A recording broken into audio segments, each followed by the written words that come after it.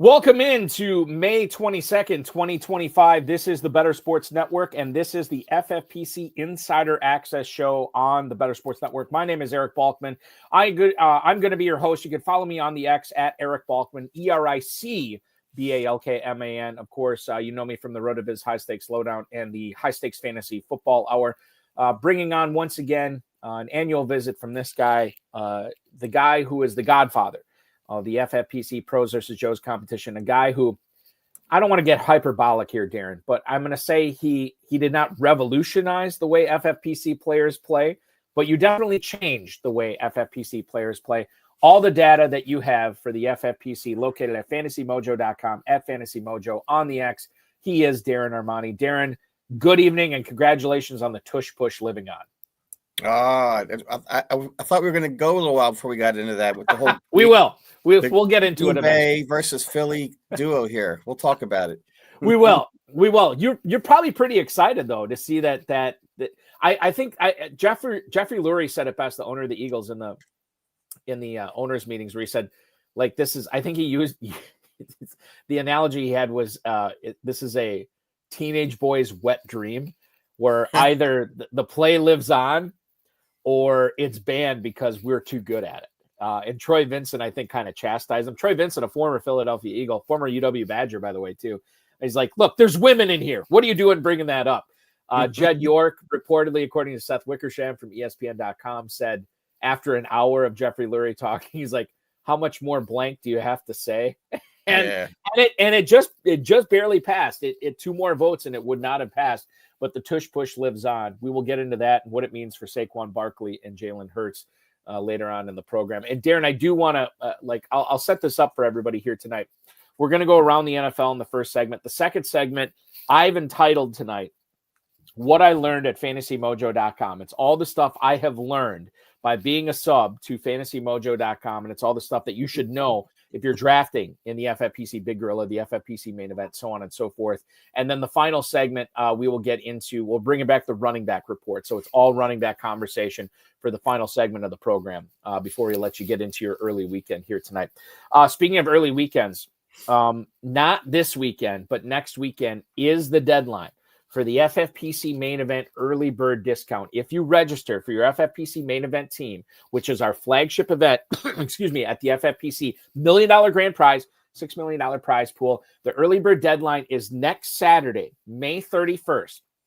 If you register by then, 2 things are going to happen. 1, you're going to get $200 off your first team. 2, you will be entered into the drawing for the FFPC Pros versus Joes competition, a competition that will pit, Darren, 42 Joes and 42 Pros, right? Correct. 7 leagues. 7 leagues. 1 will be a slow draft. The other 6 we will broadcast live on the High Stakes Fantasy Football Hour. We'll also have them on the Better Sports Network, so you can watch them at your convenience as well on that. And the winner of each of those 7 leagues will get a 2026 free entry in the FFPC Main Event. Each league will have 6 Joes and 6 Pros. So you'll be competing against the best in the industry. You'll be competing against the best in the FFPC for free. All you have to do is register for your main event team by May 31st. Slow drafts are already off and running now. Live drafts will start at the end of the month as well. So make sure you're registering for that. MyFFPC.com is where to go, as well as the Big Gorilla. We got drafts going on there every single day, live and slow. The FFPC Superflex Best Ball and Best Ball tournaments win $300,000 or $100,000 grand prizes in those. The Best Ball tournament, we added a 6-figure runner-up prize this year, something we've never done before. MyFFPC.com is where to go for that. And Dynasty startups going on strong. If you want to play fantasy football 365 days a year, myffpc.com is where to go. Entry fees start at $100. They go up to $5,000. 1,800 plus leagues over the last 15 years. None have ever folded. That's at myffpc.com. Shout out to our producer, the man pushing all the buttons behind the glass tonight, Matt Deutsch. Let's get into it, Darren. We won't start off with the Eagles, but we will start off with a Pittsburgh Steelers conversation. The owner of the Steelers, Art Rooney II, said the team is going to wait, quote, a little while longer on Aaron Rodgers. Now, there was Ian O'Connor, I think it was Ian O'Connor, the biographer for Aaron Rodgers' book, which I don't believe was sanctioned by Rodgers. This was not an Aaron Rodgers production. This was a separate thing. So Ian O'Connor, I believe, has sort of like a non-biased look into this. He said there are a few people in Aaron Rodgers' inner circle, more than one at least, that are dealing with cancer right now. And O'Connor said that he doesn't believe this is going to be anything that's going to keep him from playing football in 2025. However, it is kind of brazen right now for us to be drafting players like Pat Freiermuth, players like Jalen Warren, Kaleb Johnson, DK Metcalf, knowing that Mason Rudolph, there's a non-zero chance that this dude is the starting quarterback week one. Darren, do you think FFPC players are drafting Aaron Rodgers as if he's going to be the Steelers quarterback? Or do you think there's still a buying opportunity for people drafting in the Big Gorilla, the main event, the best ball tournaments right now to get Aaron Rodgers at a discount, a guy who threw for nearly 3,900 yards, 28 touchdowns last year? Yeah, I mean, it's definitely a risk. He beyond sort of the cancer rumors or speculate. I mean, the guy's a complete wild card. Like, you don't know. This could be like an Andrew Luck situation. Like, this could go any which way. Like, I wouldn't be comfortable drafting him. He's going as QB 30 in the best ball tournament right now. So he's like the second or third backup for teams in that format where you can sort of protect yourself. I'm not sure in the Big Gorilla where he's at. I would think maybe he's, let's see, take it. I bet he's higher. I bet he's higher than that. I think he's like quarterback 23, quarterback 24, but that's just a guess. I'm bringing up fantasymojo.com right now, just so I can check on this myself. But I bet he's higher in there. I think, like, again, we're kind of at the crux of the situation where it's like, if we continue to wait, his price should fall down. But at the same time, if Pittsburgh does nothing regarding Kirk Cousins or Deshaun Watson or any of these other guys, then maybe that makes Rodgers like that much more attractive to draft. I don't know. He's actually undrafted in the past 7 days in that tournament. Oh my! Well, I suppose it's a one quarterback thing. You don't have to necessarily load up on a backup. So, but even in the tournament, like I said, he's QB 30, so people are that he's probably not even getting drafted every draft. So it's really early. You can't in the best ball tournament. You're kind of stuck with them if you draft them and you can be taking a zero. So, man, Pittsburgh, like, what do you do with these guys? Because the Mason Rudolph is the fallback unless they make a trade for, which they could do. I mean, they could go after a Kirk Cousins or, somebody, but it's really, really kind of up in the air right now. So in your opinion, do you think people are overdrafting these Steelers pass catchers because of the nebulous nature of Rodgers' employment by the NFL in 2025? Well, they're probably going about. So the top DK Metcalf would be the top wideout, and that's a 5th round. So maybe that's as high. He could, if Rodgers signs, I bet it goes up a little bit. Maybe he goes into the 4th.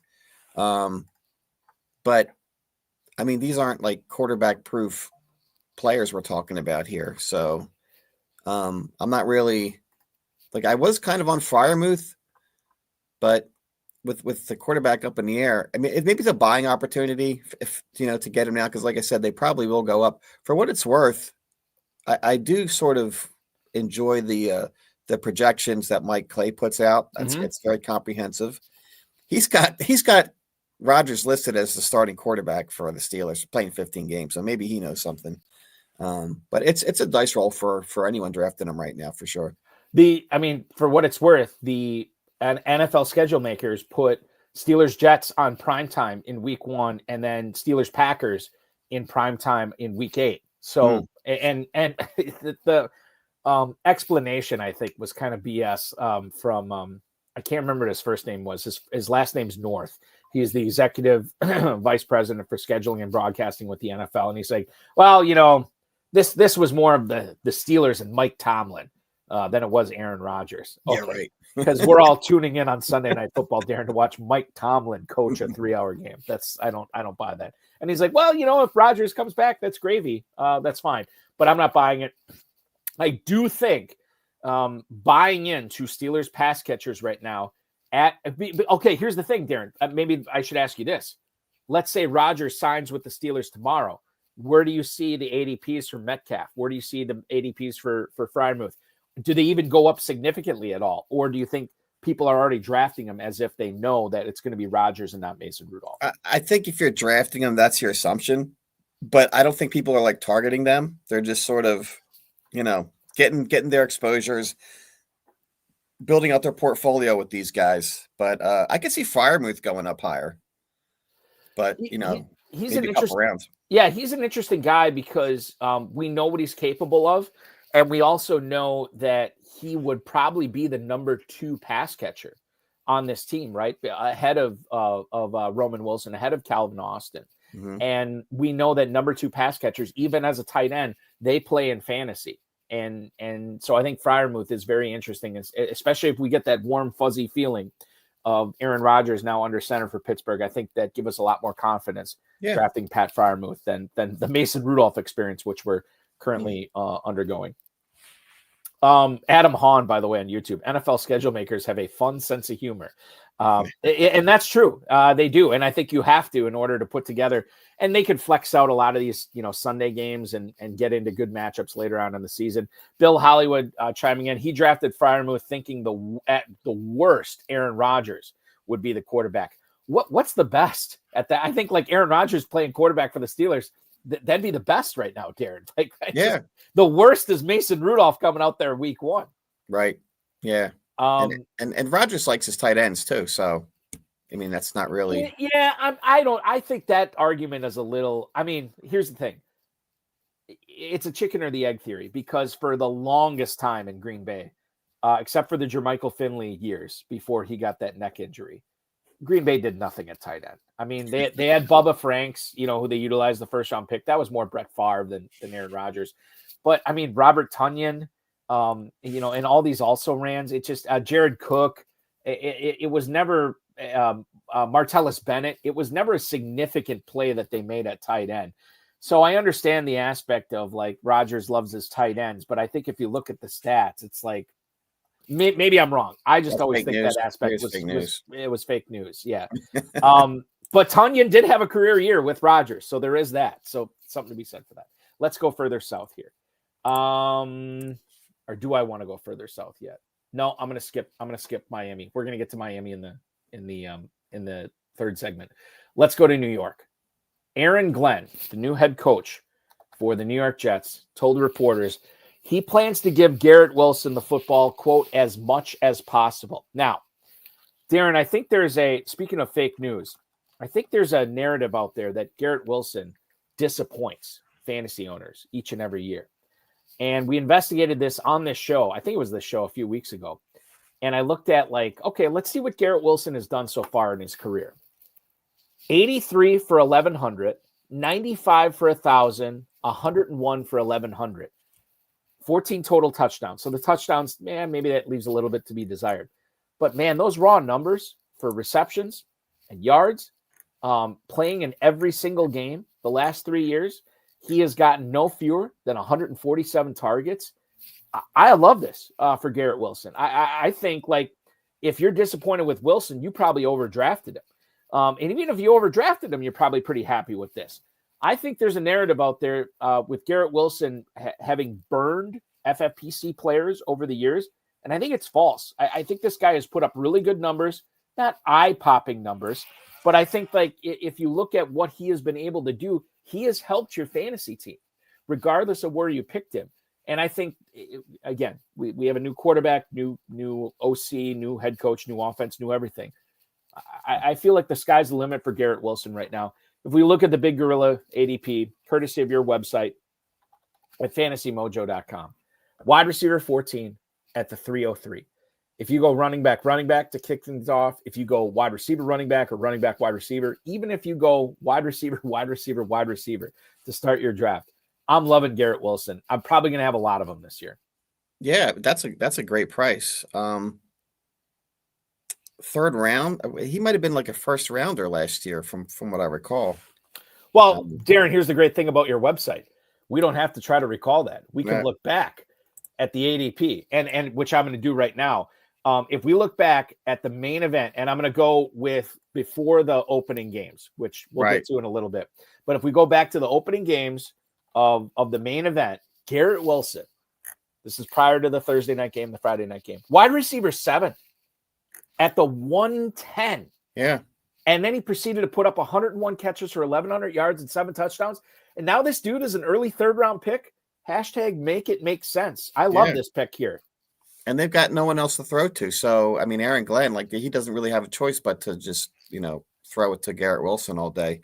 But it could be, I mean, he's probably paid off his ADP, but as a league winner type of deal, he hasn't really done that. I'm looking at what he did sort of during the FFPC league playoffs and sprint. I mean, it was like 9 points, 18, and then 14, 11, and 19. Not blowing your socks off. He had his best games were earlier in the season. So you know how they have that recency bias of they'll remember how their season ended the prior year. And if you were, a Garrett Wilson owner, he probably didn't, do anything spectacular for you. People remember like the blowout, late season performances, and that'll carry over. But yeah, third round. I probably would want him over like Ladd McConkey, who's going earlier. Let's do this, Darren. Let's do a would you rather, one of the staples of the high stakes fantasy football hour. Let's go back and dip into this. Would you rather draft Garrett Wilson or T. Higgins? Garrett Wilson. Would you rather draft Garrett Wilson or Jackson Smith and Jigba? Garrett Wilson. Would you rather draft Garrett Wilson or A.J. Brown? I know this is tough, you being an Eagles guy. I still probably go Garrett Wilson. I love A.J. Brown, but that guy, he's very streaky. Well, we saw it towards the end of the season where he disappointed a lot of his fantasy owners. It was tough. And I just don't foresee the low floor that A.J. Brown exhibited in December last year with Garrett Wilson. I mean, maybe it happens, but I don't see it. Yeah, I mean, that tier is kind of flat in drafts. Like once you get past Nico, it goes Nico, then Drake London, and then it's kind of like a hodgepodge. Like you could go a variety of different ways. There's sort of a tier break. What did you say? Did you say you would take Garrett Wilson over Ladd McConkey? I kind of feel like I've been in that situation many times where I'm like looking at Ladd McConkey and I'm not feeling like this guy is like a mid-second round talent. Mm-hmm. Like again, he's a guy who went bananas in the playoffs. Yeah, but you got to go full season. And not to say like I'm anti Ladd McConkey, but let's look what they did. They already had Quentin Johnston, right?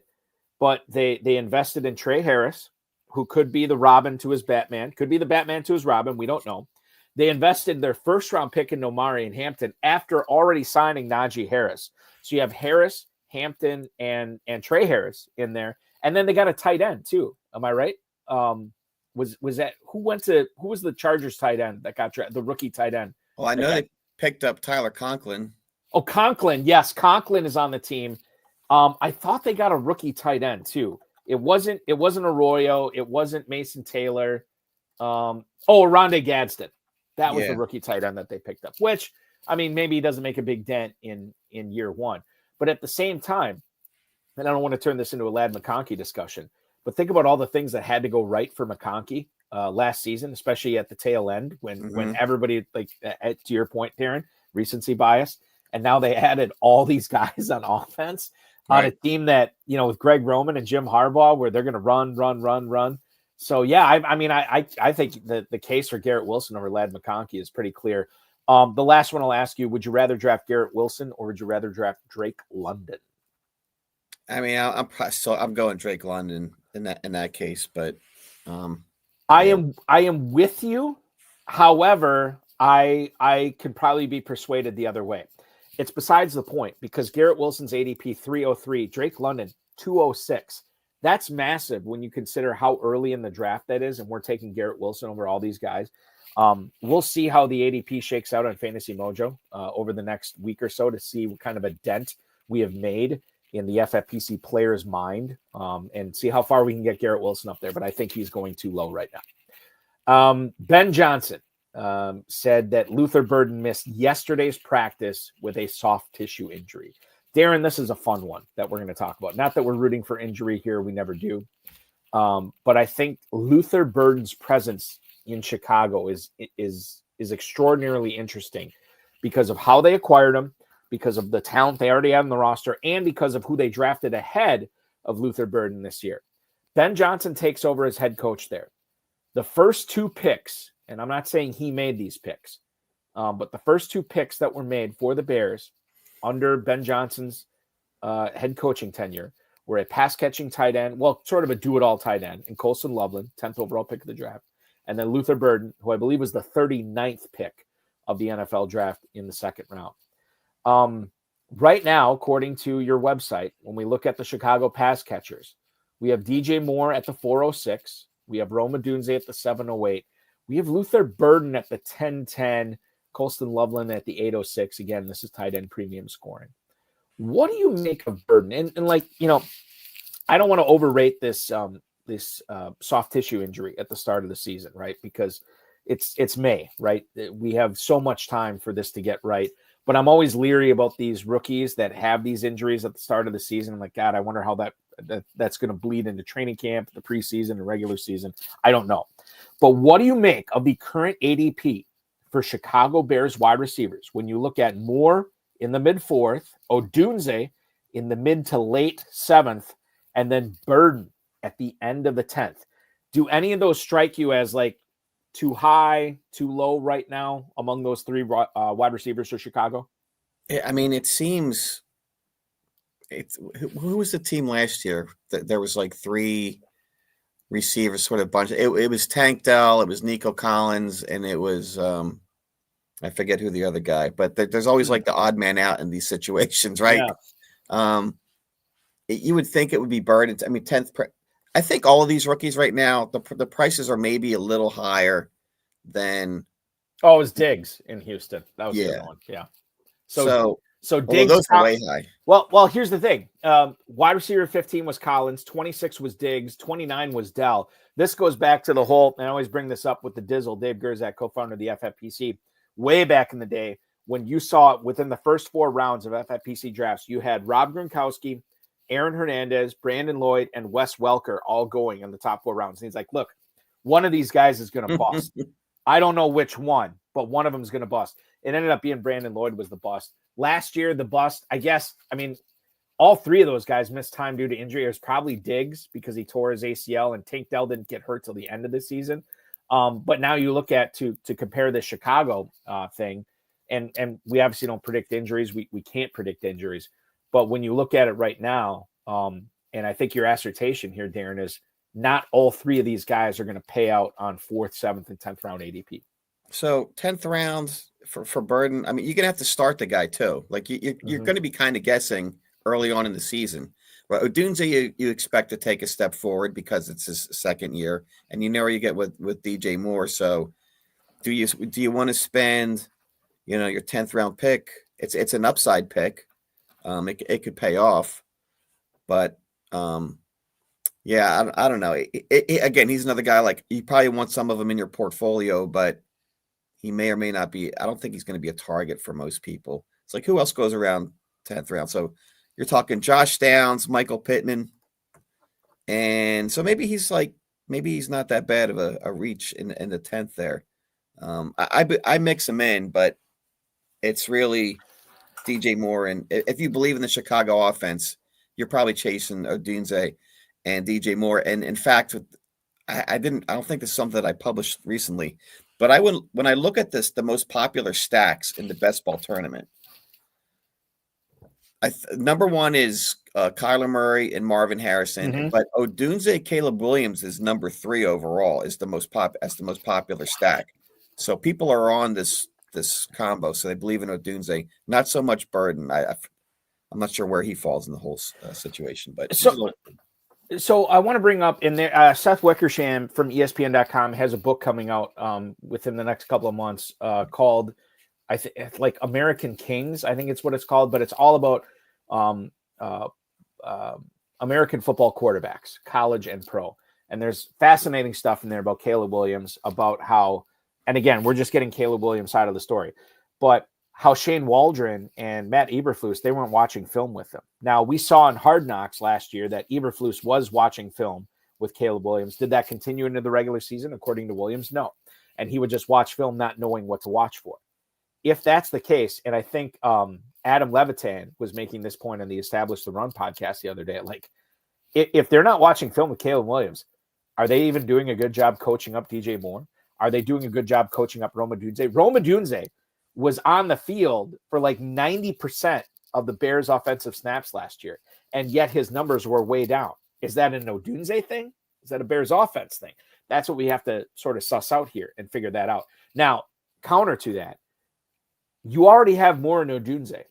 You already paid Cole Kmet $20, $40 million, whatever it was. And then your first two picks are Burden and Colston Loveland, not in that order.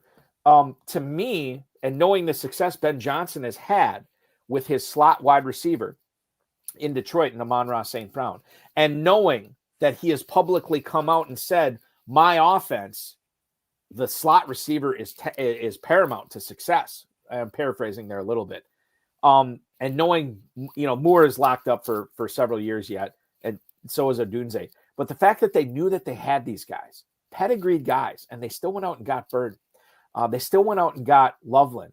I wonder how much emphasis we should be putting on that in their ADP, Darren. Maybe we should be giving the benefit of the doubt to Loveland, the benefit of the doubt to Burden. It's at the point in rookie drafts, and I still got a few left, where I'm like ticked off if somebody takes Burden in front of me, because I don't know if he's a good pick for 2025, but 2026 and beyond, I mean, if he's in the slot, which he played in the slot at Missouri 80% of the time plus, like I just think that this is going to be a huge addition for Chicago, and maybe FFPC players are underrating him, at least in redraft leagues, drafting him at that 10-11 turn. And wasn't Kaleb Williams the most sacked quarterback, or he was definitely up there? So 68 sacks last year, most sacked quarterback in the NFL. Yeah, so you need time to throw the ball too. So we'll see. They've addressed the offensive line position too. Again, I think I am, and I kind of was. I fell for the bait last year, and I was wrong on a lot of it. But I think once again, I'm chomping at the hook in the water of Ben Johnson as the dangling worm, right? And I'm chomping at it because I think he could be the panacea, along with the offensive line that Ryan Poles has put together. I'm more bullish than bearish on the Bears season. Adam Hahn on YouTube. Caleb had a terrible setup as a rookie and still had the 10th best rookie season for a quarterback. The other point I will bring up, Rich on YouTube. Did you guys see the Patriots film of draft day and Chicago trying to get their TreVeyon Henderson pick? Bears running backs are a trap. And I'll be honest with you, I have not been targeting. We talked about the pass catchers here, Darren. I have not been targeting Swift really at all. I know how unsuccessful he was when Ben Johnson was the OC in Detroit. But Roschon Johnson, to me, is interesting for the Bears, knowing that Ben Johnson used two running backs in Detroit, knowing that they only have 7th-round pick Kyle Monungai behind Johnson and Swift, knowing that you can get Roschon Johnson in the FFPC Big Gorilla right now as running back 57 in the mid-14th round. I know that there's rumors that they could trade for Breece Hall, and there's other rumors out there that the Bears might be looking to add to that running back room. I'm not necessarily buying it. I'm down on Swift, man, but Roschon Johnson in the mid-14th, I don't foresee greatness there, but I do foresee an opportunity. Yeah, I mean, that's a good price if you're playing the zero RB game. He's one of the guys that you want to scoop up. So, I mean, if he's going to be like the David Montgomery sort of parallel, there's a good argument for that. But we'll see with Swift. Like when Swift was with the Eagles, he had a few nice games. But yeah, I guess the argument is they didn't draft anybody else. So, right. Just kind of manage your expectations. He might be a roster clogger. Like, when are you going to start him? If you're depending on him, it could be trouble.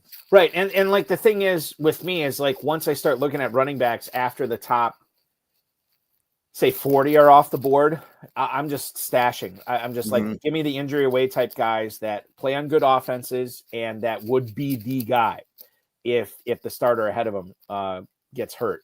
And I think Roschon Johnson, he definitely fits the bill in the 14th round. So will I know when to start him? Yes, because if Swift is healthy, I'm not starting. That's basically what it comes down to. And he could be a roster clogger. You're right. I mean, if Swift plays 16, 17 games this year, then yeah, it's a mistake. But it's a mistake I'm ready to make in the 14th round. Okay, let's get into the tush push here.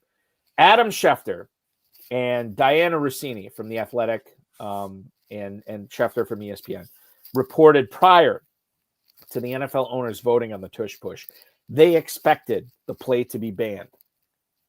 That didn't happen. 22-10 was the final result.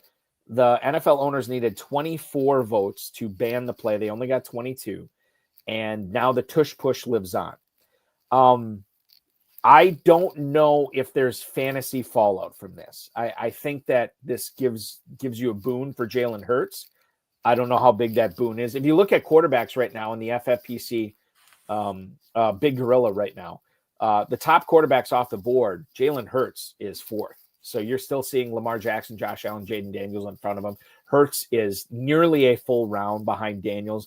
I think the safety of knowing that the tush push lives on, I don't think that bumps Hurts up that much. Maybe it separates himself from Joe Burrow a little bit. Saquon Barkley was already going at the 104. So the fact that he's not getting these layup touchdowns, Darren, I don't think that this really affects his ADP. This is more of an NFL talking point than a fantasy talking point. Do you see any difference between Hurts, Barkley, anybody else, any of the stakeholders in this tush push non-ban? Well, I think to begin with, it was a bit of sour grapes that they want to get rid of the play just because they figure they couldn't stop it. So I'm sort of in that camp. But I want to know about this conspiracy that the NFL encouraged the Packers to be the scapegoat to submit the All right, so I have some insight into this. And Mike Florio kind of doubled down on what I've been hearing. Because the Packers don't have an owner, they have Mark Murphy, who is the essentially the president of football ops. He's not the GM. He is not the owner. He is the guy that everybody answers to. But it was easier for the Packers to nominate this. Apparently, and again, this is Mike Florio reporting this. I know he's way more tuned in than I am. But Mike Florio was saying that Roger Goodell was watching that Washington-Philadelphia NFC champion. That was the NFC championship where Frankie Luvu kept jumping over the line right there. Yeah. Okay. So he's watching this. He's like, this is horrible for our sport. We can't have this. It's ugly. Mark Murphy on the record has said that this is not a football play. It's not good for the game. A lot of the people who are against it have cited the injury risk. And when you delve into if you look for injury data on this, I haven't really seen a whole lot of injury data saying like, yeah, this is bad for the game. All these people are getting hurt on this. So to me, that was kind of a false narrative. But I do believe that, and similar to the way, and I've heard this reported as well, that the NFL was on the Lions to nominate this proposal for the seating changes in the playoffs. And the Lions, once they saw that they were not going to get the support for the seeding changes to just be 1 through 6, regardless of division, they dropped that proposal. The Packers did not. The Packers doubled down on it. Diana Rossini also said in her athletic report today that part of the reason that the Packers lost support on this was because they expanded it to include like all like sneak plays or whatever, all pushes rather than just the quarterback. And I think that might have cost them. It ultimately could have cost them the votes that would have banned the tush push. So conspiracy theory, yeah, maybe. I have no doubt Roger Goodell was in the ear of Mark Murphy, who's retiring. He gives 0 Fs after this season because he's done. And Ed Policy takes over for the Packers. So I get it. That the Packers are an easy team to make sure that they push forward on this. I am sort of like, I can't believe we're getting this deep into it, but it's interesting at least. I am neutral on the play. If you want to ban it, okay. If you don't want to ban it, I don't care. What I think is interesting, Darren, and this is the hill I'll die on. The Eagles, can we agree, are the most successful tush push executors in the league, right? Yes. Nobody almost better. To their own detriment, I would say. Why is it almost to their own detriment? Because it's so successful, they keep doing. I do have concerns. Last year, this is my fantasy spin. I was way in on Saquon last year because I figured one of the reasons why they were getting him was because to minimize the damage that Hurts could potentially take by continually running this play. And it's not so much in the execution of the play. It's what you saw in the playoff game. People get frustrated. They start jumping the snap and they start taking cheap shots. And you're putting your most valuable player sort of at risk. That's out of your control. You can't script that in a play. So, but now I think so. I was very in on Saquon last year, and it worked out, but it worked out for the wrong reasons. And I'll say this is the reason why. Half of his touchdowns were from 20 yards or more. That's a very difficult task to repeat. Like some of them were 60, 70. I think only 5 of his touchdowns were like inside the 10-yard line. So to sustain that again this year, all those long distance touchdowns, he kept doing it. I was like, it was great for me because I had Saquon, but I honestly felt like I was getting away with something. It's like, how is he keeping this up? He's continually pulling this off. It's like a miracle. So this year, if they're going to stay with the tush push, he really needs those touchdowns to sort of justify where he's going 3rd overall. I don't know that I'm going to have as much Saquon this year because if they use him in the same way, that efficiency with the touchdowns, I don't know that it's coming back again. That's a great point too. And I think people who, especially in the FFPC, they're like, okay, I have a top 3 pick. Let me take or even top 4. Let me take Robinson. Let me take Barkley. Let me take Gibbs. I'll just take the last guy left there, and then I'll pound receivers with my next 2 picks because I have my anchor running back. I can't remember who was bringing this up. It might have been Dave Kluge from Football Guys.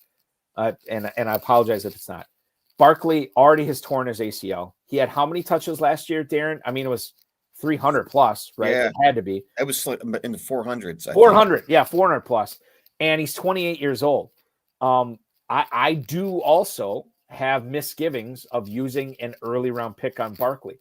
I don't want recency bias poisoning my mind of what's going to happen in 2025. We'll get into Will Shipley later on in the show because I definitely want to ask you about him.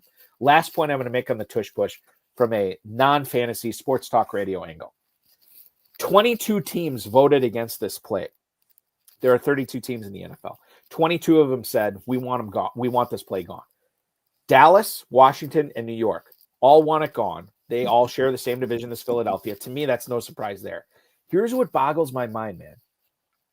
And I'll bring this up with 32 owners, all 32 owners voting that they're fine with their players playing in the Olympics in 2028 for flag football. That to me is counterintuitive to keeping your players healthy. Yeah, they probably won't get hurt, but what if they don't? The tush push. The Eagles are world champs. They are the best at running this play, and only 10 teams. Or excuse me, only 22 teams want to see this play continue. What? I mean, like, if they're voting for the good of the game, great. More power to them. I don't trust the owners. I've seen too many shady stuff from the owners over the years to think that they're doing that. What happened to voting with your own self-interest? I texted Dizzle and Dave Tripoli today, who has been a guest on the show in live draft coverage. And I said, maybe it takes the Eagles winning the Super Bowl 2 years in a row with this play at the forefront. And then owners are like, why are we letting them do this? You know what I mean? And maybe it comes to that. I don't know. And I'm not saying that they won the Super Bowl because of that. But I'm saying nobody runs this play better.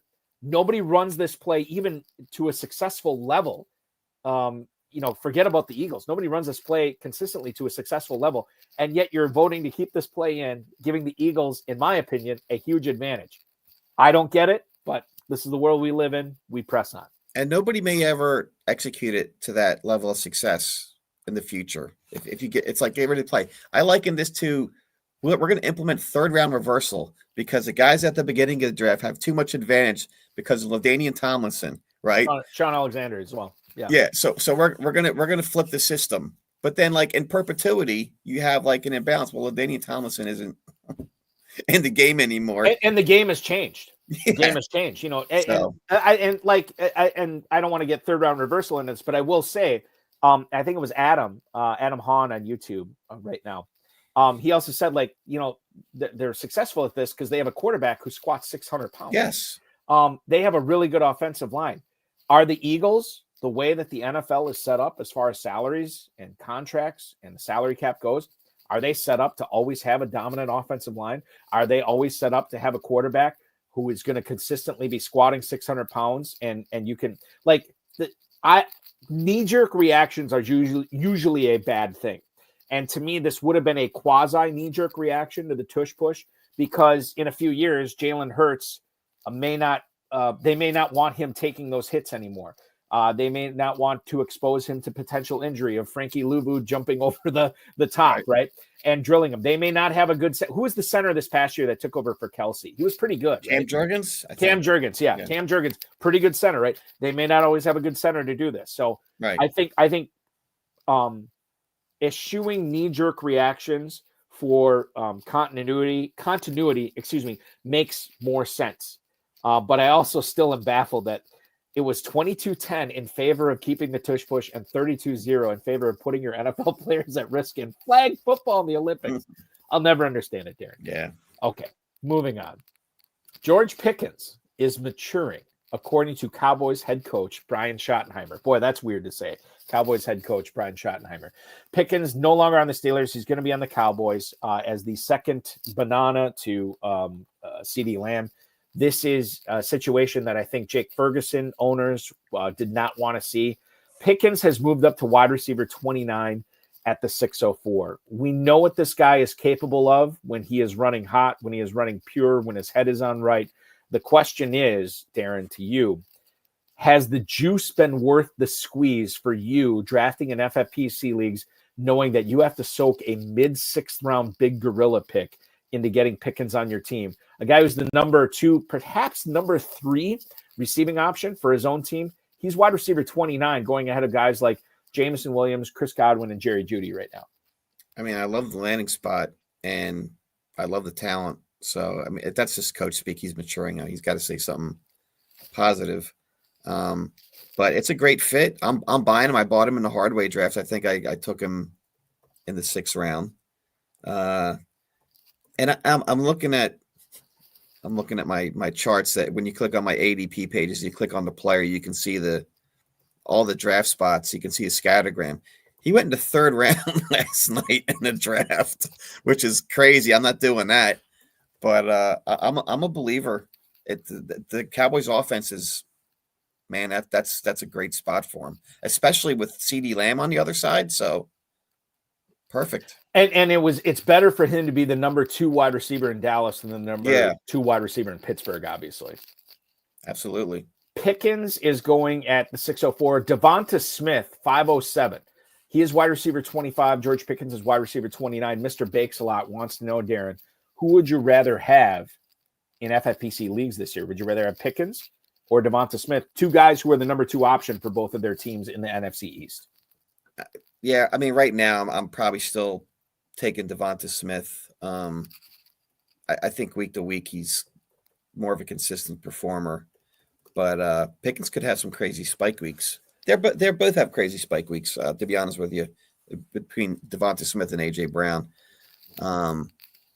But I guess there's, as much as we love the landing spot, there is still a bit of an unknown as to what's going to happen. Right. And Devonta Smith has the proven track record. You know exactly what they're doing. It's just a funnel offense to AJ Brown and Devonta Smith. So the production's not as much a question.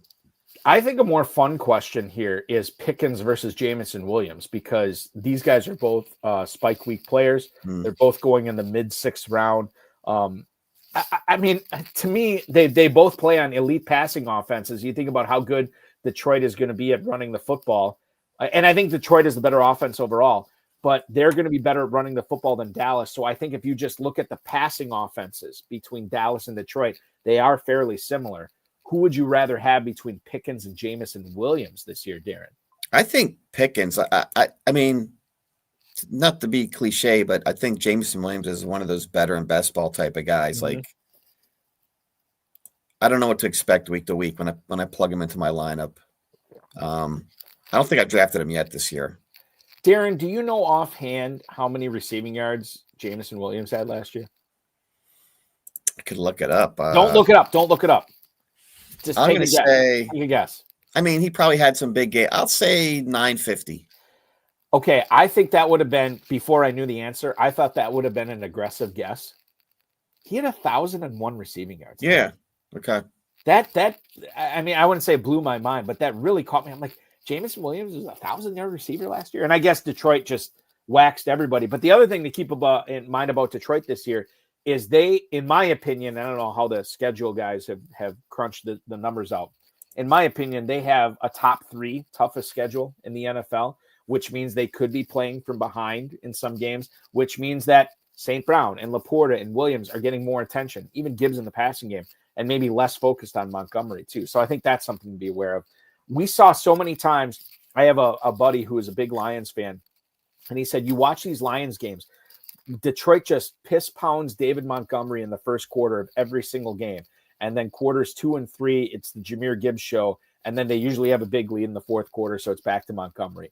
I wonder if we're going to see less of Montgomery in the first and fourth, and it's going to be more of Jahmyr Gibbs. Because I know that, they feel like they have Montgomery. They want to utilize him. But when push comes to shove, if you're in these dogfights, like I think Detroit's going to be in this year, it's just going to be like, hey, let's get Gibbs out there. He's our best guy. Let's have him make plays. And maybe Montgomery is being overdrafted. I don't know. That's just something stream of conscious. Yeah, consciousness I'm thinking of right now. Maybe their philosophy changes based upon what Gibbs did at the end of last year. So you can't maybe depend on them maintaining their same roles as they did the year before.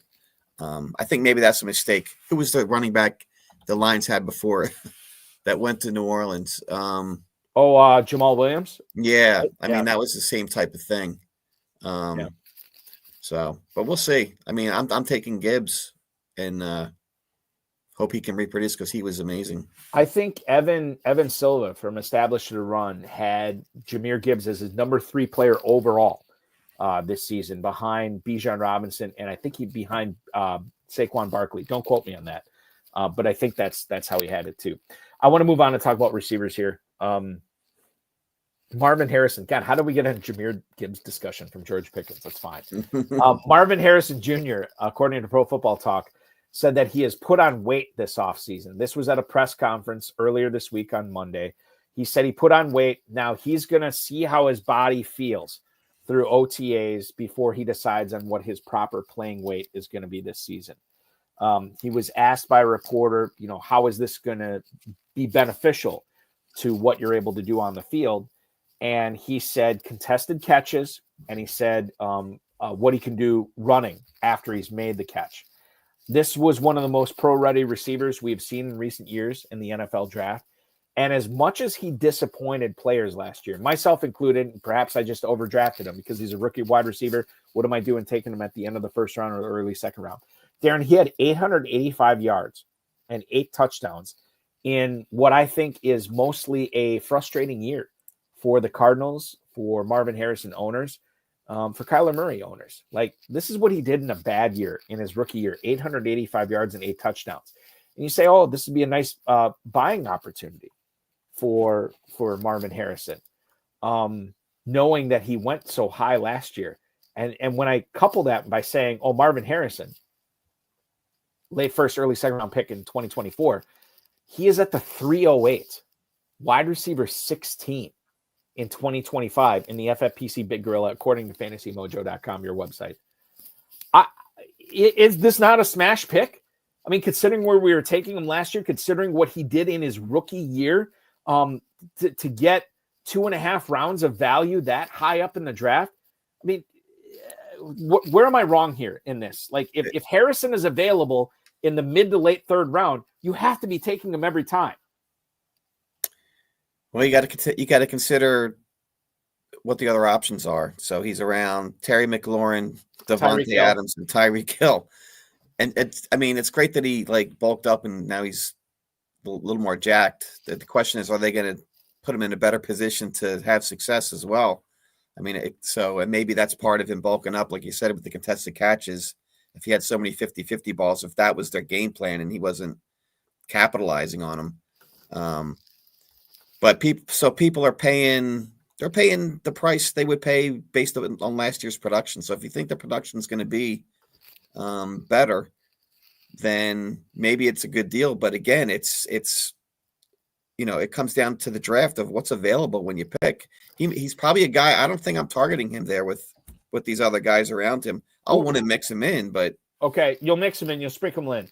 Let's say you have one team in the FFPC this year. Are you taking Marvin Harrison or Terry McLaurin? I'm probably taking Terry McLaurin. Okay, I would take Harrison. Harrison or Devontae Adams? I'll probably take Harrison. I would take Harrison there as well. Harrison or Tyreek Hill? I'll take Harrison. I would too. And like Tyreek Hill, not that I want to turn this into a Tyreek Hill conversation. Tyreek Hill is going in the mid third. He's one of those rare electric wide receivers that, in today's NFL that's predicated on big plays. I could see him falling. Could you see him falling up until, when drafts end in early September? He could. Well, I mean, he's been some drafts. He's been going in the fourth round as well. So people are down on him because sometimes he's disgruntled. He's got the age factor. He's got hand surgery, but he could be a great steal too. I mean, you could see him having a great year. That's within the range of outcomes for him as well. But there's a lot of flags. He could get arrested before a game again. Anything can happen. Well, I wonder, like, I don't know. Hill is really fascinating. Darren, let me throw this at you. I had I was in the KFFSC. It was a dynasty league, and I had a guy, I think it was Bob Hogan. Shout out to Bob Hogan, great owner. There were other pieces involved in this trade, if I remember correctly, but it would have been my Pearsall going to him for his Tyreek Hill. And obviously there's more coming back to me as well. I turned it down. I always look back to FFPC legend Rob Vieira, and he always said, like, always acquire ascending assets, not descending assets. Hill is a descending asset. I haven't looked back on it too much, but when I think about it, I feel better about having Pearsall on my team going forward than Tyreek Hill. Yeah. This is dynasty too, not redraft. Right. I mean, like you said, you want the ascending talent, and you may this year you may regret it, but longer term it could still pay off for you. Yeah, we'll see. We'll see what happens there. The other thing I wanted to bring up is Travis Hunter. Let's talk about Travis Hunter. John Shipley from Sports Illustrated says Hunter is going to, quote, very obviously play a major role in the Jaguars offense in 2025 and beyond. So a few things here. And I have heard a lot of people talking on podcasts about how the Jaguars offense is one that you want to target this year because they're on the come up, right? You have James Gladstone putting the roster together. You have Liam Cohen coaching these guys. You have Gladstone coming from the Rams, F them picks sort of mentality, and they trade up to get Travis Hunter. You have Liam Cohen, who took over seamlessly from Dave Canales as the OC in Tampa last year, and now he's the head man in Jacksonville. He's inheriting Brian Thomas. He's inheriting Travis Hunter. They went out and grabbed, and we'll talk about Bashal Tutin and LaQuint Allen, Travis Etienne, take Bigsby later on. But when you consider Travis Hunter as the second wide receiver on this team, I am unsold right now. And maybe I could be sold on this. And he probably is the leader in the clubhouse to be the second pass catcher for Jacksonville this year. But I really like Brenton Strange with no Evan Engram there. Travis Hunter is being drafted, Darren, wide receiver 26 in the FFPC Big Gorilla right now, as a mid to late fifth round pick. This is Metcalf, Devonta Smith, Cortland Sutton, Zay Flowers category. Where do you see Travis Hunter this year at that price? Is that a buy for you? Is that a sell? Not a buy or sell. Is that a target? Is that a fade? How do you feel about Travis Hunter at the 508 right now, knowing what we know? Well, you got to figure Brian Thomas is the alpha. So, but that's in the draft, that's probably a reasonable price. It's worth the risk given the upside. But now you got to consider the game theory aspect to it. If you're talking Big Gorilla, you're talking tournament. And people have been drafting since February. And this is not to plug my website, but this is another thing you can do. If you go to the ADP page, Travis Hunter's fifth round. Well, click on his name and you're going to get a chart of where he's been selected over the course of the tournament. He was going in the 13th and 14th round in February. Mm-hmm. So as far as the Big Gorilla goes, you're paying a fifth round price for an asset that other teams, they were getting him in, between the 11th and the 14th round for over the course of a month. So I probably am, in the best ball tournament, I would probably go for some Travis Hunter, but in the Big Gorilla, I'm less likely to pay that price knowing that the teams I'm competing against for the $1 million up top got him at a way reduced price. I mean, that was a they weren't even sure he was going to play wide receiver when they were drafting him. They were they were taking a risk, and now they're going to get paid off handsomely for that risk. In KFFSC drafting, I think it was a Super Sunday draft where I drafted on Super Bowl Sunday, and I took Hunter, I think in like the 9th or 10th round. Just be like, okay, well, if it hits, it's great. Mm-hmm. If it doesn't, whatever. But you're right. For people that were drafting in the FFPC back in February or early March before he got drafted by Jacksonville, they got better deals on him. Now, I have seen this before too.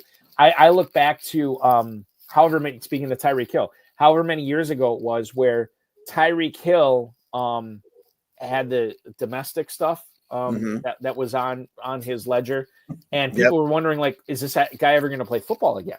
And so then he fell to the 8th, to the 9th, to double-digit rounds, and then lo and behold, nothing happened. He ended up being like a 3rd round, 2nd round pick or whatever it was in the main event in the FFPC when the season started, and it wasn't a thing. I don't remember a Tyreek Hill team winning the whole thing, but that doesn't mean that's bad process for you. And I think you've already alluded to this. If you're looking at Travis Hunter in the Big Gorilla, knowing drafts have been going on for the last 3 months or whatever it's been, you are finding somebody else there, not necessarily because you believe Travis Hunter is going to be a bust, but because it doesn't behoove your team to try to win $1 million. It doesn't behoove them to take Hunter here because you're kind of putting yourself behind the 8 ball if you do that. Right. And it could still go up further. I mean, if you figure they're going to play him in the preseason because he's a rookie. So he has room to move up even more. But it depends on your perspective. Only one person's going to win $1 million. So you're like, okay, maybe sometimes I don't pay attention to that. But, man, 14th round, that's some people got a great deal on that. But it's more of a tiebreaker type of thing. If I'm deciding between Travis Hunter and some of those other guys we talked about, that's a piece of the puzzle. There's so many factors you have to consider when you're making these draft picks. Adam Hahn on YouTube says, sounds like Hunter will be mid-4th by August. There's a non-zero chance of that happening, Adam. That would mean him moving up basically a full round. The thing is, Darren, and we've seen this over the course of however many years you've been doing it, decades really. This guy makes a few plays in preseason. One full round from the 5th to the 4th, that's nothing. He could move up even higher than that. People, like we said, recency bias. Yeah. People react quickly in drafts to spectacular play in the preseason. If you want to cash in on value right now in the FFPC main event, maybe better value on Travis Hunter than you'll get in September, play the FFPC main event. It's our flagship event over at myffpc.com. A $1 million grand prize, $6 million plus prize pool. Time is of the essence. You have 9 days to sign up for this to get in on the early bird deadline. Now, what is the early bird discount? You'll get $200 off your first team. You'll be entered into the FFPC Pros versus Joes Challenge, which Darren organizes every year. You'll have your chance to win a free main event for 2026 if you're able to beat 5 FFPC Joes and 6 FFPC Pros in the Pros versus Joes Challenge. We'll broadcast those drafts live on the FFPC socials as well. So now is the time to get in. myffpc.com. You want to draft, you don't want to wait till the live drafts start at the end of the month. Slow drafts are already running out. Again, and you get one ping pong ball and the lottery for Pros versus Joes for every team you enter. Right, exactly. So if you enter 2 teams, you're going to get 2 ping pong balls as opposed to 1. You enter 3, 4, it goes on so on and so forth, right? So the more teams you enter, the better chance you have at that free main event entry next year. And quite frankly, more chances to win the $1 million in 2025. Yeah. Who wouldn't want that? Darren Armani, the webmaster over at fantasymojo.com, at Fantasy Mojo, the godfather of the PVJ competition, is joining me on the on FFPC Insider Access show tonight. What I want to do is we're going to plug your website in the next segment, Darren, but I also want to reiterate all the stuff that people have access to, the stuff I learned being a subscriber to fantasymojo.com. That's coming up next, and why you should be a subscriber to fantasymojo.com if you're an FFPC player. Eric Balkman, Darren Armani. This is Insider Access, presented by the FFPC on the Better Sports Network. Andrew Cooper here, Fantasy Alarm, and boy, do I have great news for you. It's that time of year. The FFPC main event is open. The flagship contest, in my opinion, the biggest number one contest in all of fantasy football. It's not just about the prizes. You can win $1 million, but if you win a contest like this, you are gold plated, gold stamped in this community.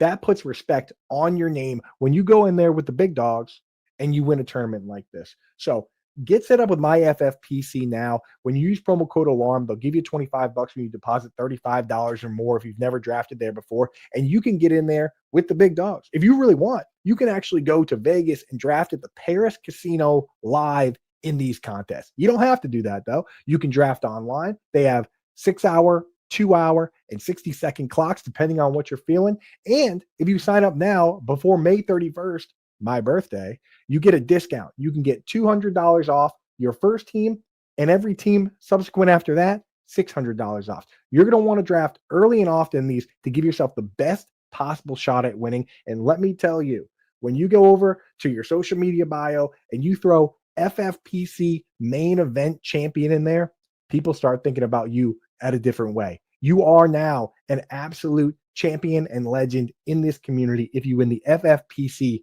Main Event. Open now over at myffpc.com.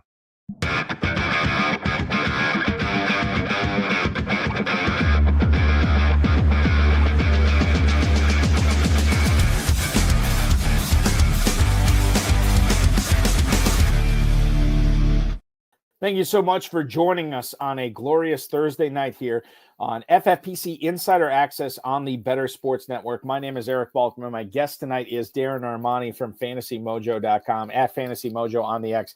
Again, can't emphasize this enough. If you are playing the FFPC, you should get a subscription to Fantasy Mojo. You're going to have ADP, you're going to have the stacks, everything that you want to find out about the best ball tournament, the big gorilla, the main event that's going on. Darren Armani is your man at FantasyMojo.com. Our flagship event, the FFPC Main Event, has its early bird deadline running out in 9 days. $1 million grand prize, $6 million prize pool. Sign up for that now. You will get a $200 discount off your first team. Slow drafts already off and running now, and you will be entered into the FFPC Pros versus Joes Challenge. Darren, how many years has that been going on now, PVJ? I think this is our 17th year. Wow, 17 years, which is incredible. Yeah. We broadcast all those drafts live. If you get selected to be an FFPC Joe, if you beat everybody else in your league, you're going to get a free 2026 FFPC Main Event entry, a $2,000 plus value, and it's free. So why wouldn't you want to sign up for it right now? myffpc.com. And don't forget the belt. You get a belt. The overall and the belt, yes. And now here's the other thing. Who won it was FFPC Joes that won the title last year, right? Yeah. A Joe won it. So if on the website we have the Pros versus Joes, there's a complete history. That's just like its own little section of the of the site, and it was Rob Cannon. Rob Cannon, yeah, he was the one who won. I wanted to get him on the HSFF hour, and I haven't been able to yet. Maybe we can do that coming up next month or in July. But he won it, and I would say, for all the Joes watching this, you think like, I'll never beat the Pros. The Joes have had an uncanny record of not only winning their leagues, Darren, but winning the overall title too. Yeah, I can't remember the last time a pro won, like the overall thing. Just on the overall. They do better. They do well in the individual. No, actually, I think it was the GOAT District one. I think it was John Daniel, Dan Williamson. Yeah, I think those guys won. I think that was the last time one of the pros won the overall. It's been rare. So here's the thing. If you're a Joe and you're registering, you already have a leg up on the pros, because the pros, God bless them, they're great, but they don't always know the best way to play FFPC leagues, which I think the FFPC Joes do. One of the great things about playing in the FFPC over the years has been the addition of FantasyMojo.com. All the information that you provide on there for what I think is too low of an entry fee. We'll get into that later. I want to get back into, for everybody who's not familiar, who's watching the show tonight, Darren, how did Fantasy Mojo start, and how did it have all this great FFPC info on this? Tell us about the birth of FantasyMojo.com. So originally it launched in 2009, but it was actually more of your typical fantasy football content website that had articles and had rankings. And it didn't look anything like it does today. It was like a proof of concept that I did for a web technology that I was working on back in the day. So then it changed. Like it became more of what you see these days in 2016 when the FFPC, they used to run their leagues. People don't know this. They used to run their leagues on My Fantasy League and then on RT Sports. And then they created their own platform, which is what you guys run on now. Mm-hmm. And at that time, that's when I really started to publish ADP and the draft boards, and it's grown over the years. So 2016 is kind of when it became what you see these days. As long as you bring that up too, like I should make mention of this. If you want to look at big gorilla draft boards, like from a league to league basis, main events, best ball, like you have those draft boards. So it's not just ADP. You can look at how these, because I think you mentioned this in during rookie draft season that somebody ended up with Ashton Genty and Travis Hunter on the same dynasty team. You can actually look at how that happened, like with each individual draft board. Yeah, every draft the FFPC holds, that's actually more of a more popular section of the website, I think, is people looking at the draft boards. That's like people getting their cup of coffee in the morning. They sit down and they look at the drafts from last night. Yes. Yeah. Yeah. And you can see, because the ADP is one thing, but roster construction and how players put their teams together is a completely different slant on, especially if you're new to the FFPC, you can see how teams are being constructed. It all ties together. The ADP, the draft boards. One of my personal favorite areas is I have the prize winners page. So I'll have every league from last year. All of the winners are listed. And then the cool thing is I can go to, let me look at the main event winner. I click on the link and I can see his draft. Mm-hmm. What did these guys do to win? And that's important in best ball, especially to see how they constructed their teams. And for anybody who's looking for like, I'm drafting in a slow best ball or big gorilla or main event, I want to see what the stacks look like for the Jaguars or for the Texans or for the Commanders, like whatever. You have that ability when you subscribe to Fantasy Mojo. You can find out like, well, how many Daniels McLaurin teams are there? How many Lawrence Thomas Hunter teams are there? How many Goff, St. Brown, Laporta teams are out there? You can check that. Yeah, we have Stack Finder. That's like a separate tool. But you can click on any combination of players and see the number of teams. What's the population of that combination in the tournament? And it's done by tournament. You can do it in Big Gorilla. You can do it in main event. The best ball tourneys. So that's real. In the main event, that's really popular towards the end because people start to see that they want combinations of players which haven't been drafted. Yet. Yeah. So that's cool. It's very cool, and it's very helpful for anybody who's trying to get a leg up and trying to get an advantage in the early, middle, or late part of drafting season. Yeah. What are you charging right now for a membership? So we charge $59.95 a year. And every time I go out to Vegas, they always tell me you don't charge enough. I think I have been telling you that you don't charge enough. Considering, like, you think about all the people that are subscribing to your website, $60 for a year is, and the other thing too, Darren, like once drafting season is over, and I know you always give yourself short shrift on this, but once drafting season is over, you continue with the content with the waiver wire and the bids and everything. Like this is a continuous thing throughout the season. Yeah. So, I mean, that's the next big, once the draft season's over, then the waiver runs start to happen and we'll have reports of by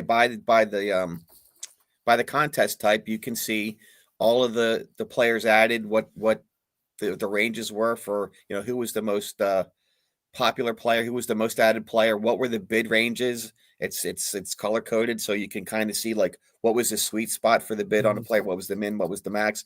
You get to see all the drops. What was the most highly dropped player? And we have the history of all these back to 2017. So you can go back and it's very consistent year to year of what the bidding is for players week to week. So the bid amounts will be much higher in week 1 than they will be like what are the bid amounts in like week 9 and 10. And it's really helpful for newer players because that's another key piece of the game. It's like an art to know what to do.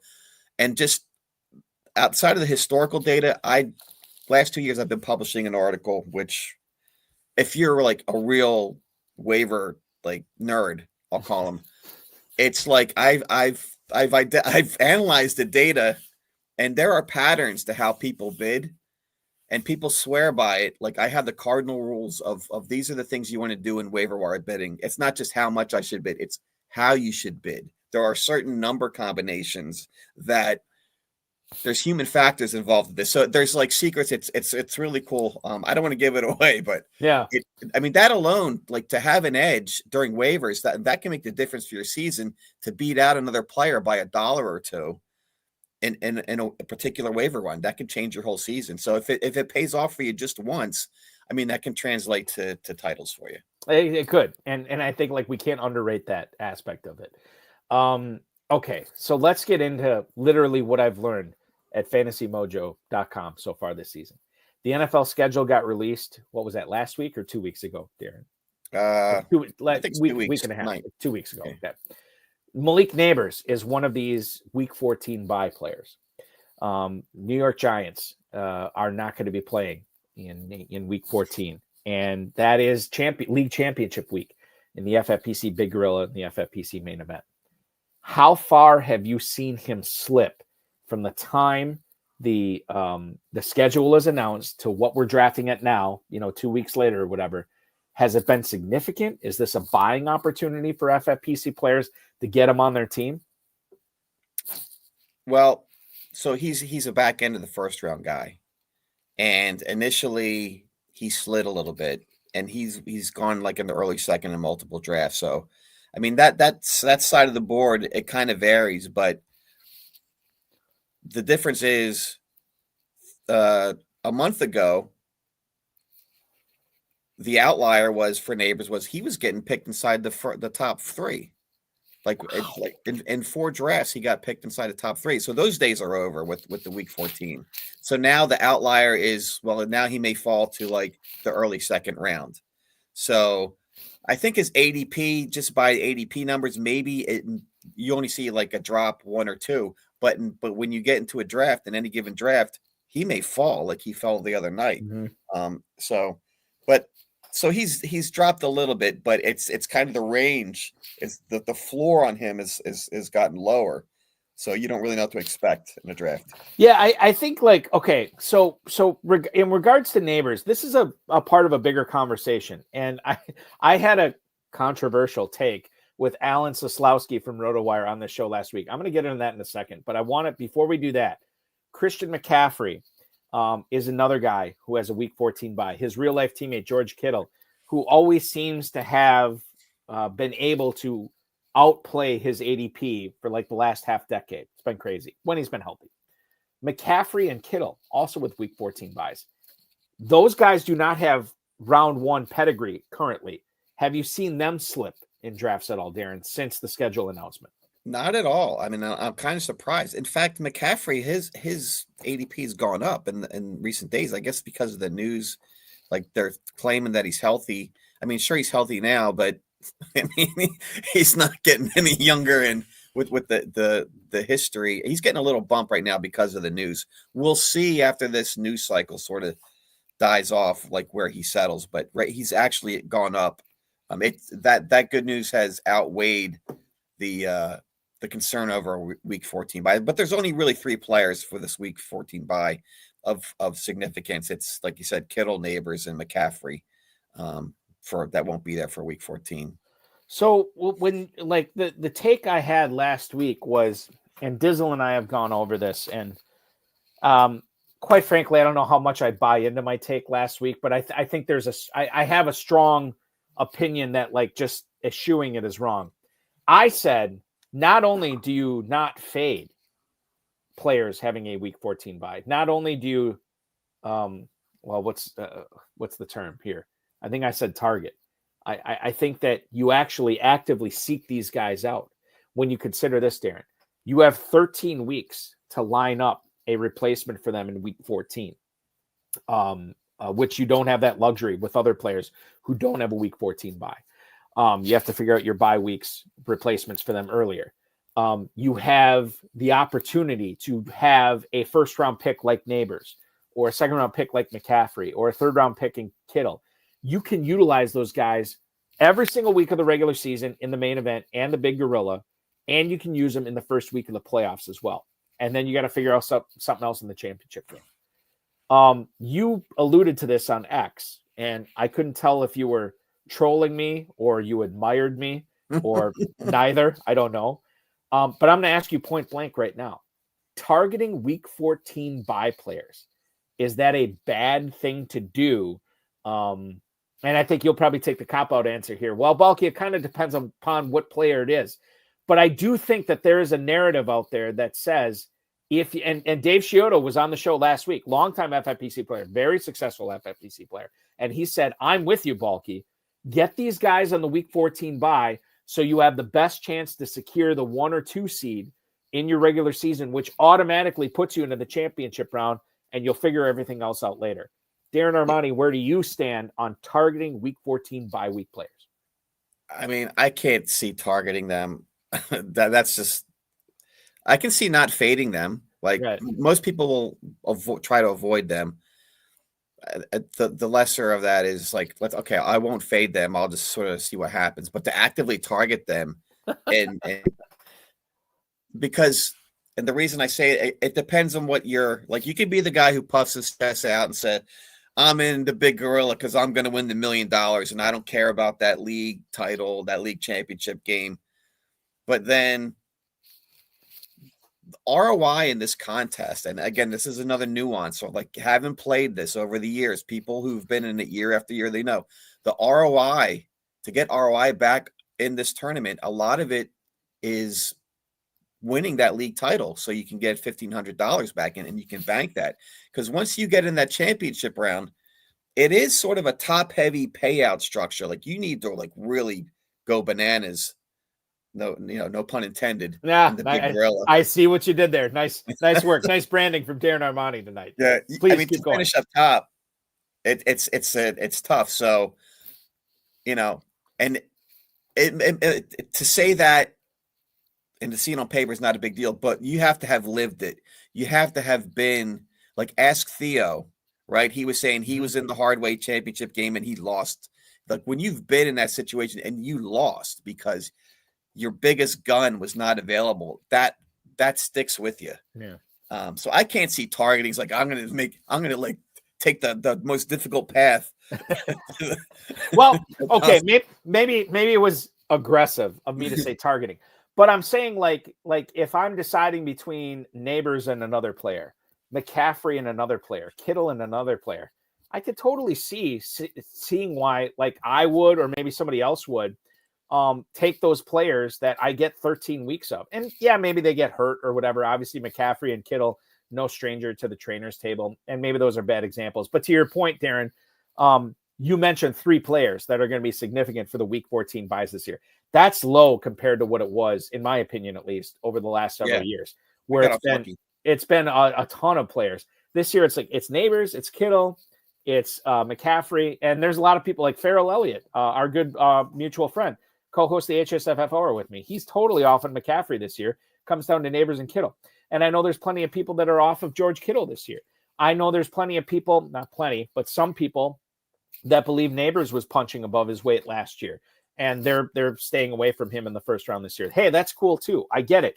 But this just adds into the whole, like, as you point out on Fantasy Mojo all the time, there's a million ways to win the $1 million in the big gorilla. There's a million ways to win the $1 million in the main event. We'll get to that in a second. Let's get in this RJ Harvey. People like to have that low on player as well. So maybe the theory is, okay, well, if I can somehow get in, right? The only very few Neighbors teams as the other thought. So that's another thing that's a good thought to bring up as well too, because you're always looking for that angle. And there was an interesting angle on the main event last year, which we'll get to in a second. RJ Harvey, mother of God. So this guy is I mean, I don't know what the limit is for him. We've seen rookies like this being drafted higher after the NFL draft. And then we see them even go higher in September when we're at Paris Casino in Las Vegas with all the main event teams. So when you have RJ Harvey this year, at this point, what are we at? May 22nd, 2025. This is like 3 weeks after the NFL draft. RJ Harvey has an ADP of 411, running back 19. Now, I don't know how many running backs were drafted in front of him in the NFL draft, Darren. I know Henderson, Judkins, and Genty all were. Was there anybody else before them? Kaleb Johnson was a third-round pick, right? Yeah. Hampton. Okay. So that's 4 running backs that were drafted in front of him. I think he's being drafted as the running back 3. Yeah. In the big gorilla right now. Running back 19 at the 411. In your opinion, is that too high? We are in Kamara, Walker, Hubbard neighborhood here. Is that too high for Harvey? It depends. It depends. If to win your league, maybe it's not so high in the scope of, like Travis Hunter. Like Harvey's chart is even more bizarre. Harvey went undrafted in a couple early big early drafts, so he's going to be a free agent. How is that even possible? By the way, like we knew we like Dynasty Dustin, all 22 FF on X, supporter of this show. I mean, I gotta have him on this show at some point, but he mentioned that too, like where he drafted in February. He was like, well, how do I handle this guy for my draft? Do I bid all 1,000 on this guy who's a 4th-round pick and I just get him for waiver wire bucks? It's going to be crazy to see what happens here. And Harvey's a guy that, like, he's not without his warts, Darren. I certainly understand why he is being drafted that high, but man, we are pushing the bounds of his ceiling, or are we? Maybe we're not. Well, so then let me just take it within the scope of, okay, within a given big gorilla draft. I mean, the parallel to Alvin Kamara is what people are probably enamored with the Sean Payton connection there. Yep. And I did take him at 406 in the hardway draft, but that's a bragging rights league. Like, you really want to win that league. So just to interrupt, we covered this hardway draft on the Insider Access show a couple weeks ago. And to me, the hardway draft, even though it's in mid-May, this is tantamount to the $10,000 high society league, the $5,000 big payback league, the $3,000 varsity league that we put on live for all these heavy hitters at the FFPC live events and at Paris Casino every year, where these players that were being drafted in the 18th, the 15th, the 10th round of big gorilla and main event drafts, like, they get pushed up. Like, there are no sleepers at all in this. So if you want a guy, you have to go up and get him. RJ Harvey, to me, is one of those players where it's like, okay, if you like him, you really got to like him to go up and get him, because there are going to be players in this draft. I mean, we're talking about 2 separate back-to-back national champions in this, in Abib Agbetoba and then the Team Bills franchise with Barani, Stutzman, and Costantino. Like, these guys have won massive 6 and 7-figure grand prize. David Hubbard, one of the greatest, if not the greatest, FFPC high-stakes fantasy football. Forget FFPC, high-stakes fantasy football player. You were in that draft. Who else? Shope and Krautwurst, I think, were in this draft as well. Krautwurst, Goat District guys. Oh, yeah. Reminger. Yep. Austin Martin. Bradley Stalder, Dan Williamson from Stack Hunters. They were in this as well.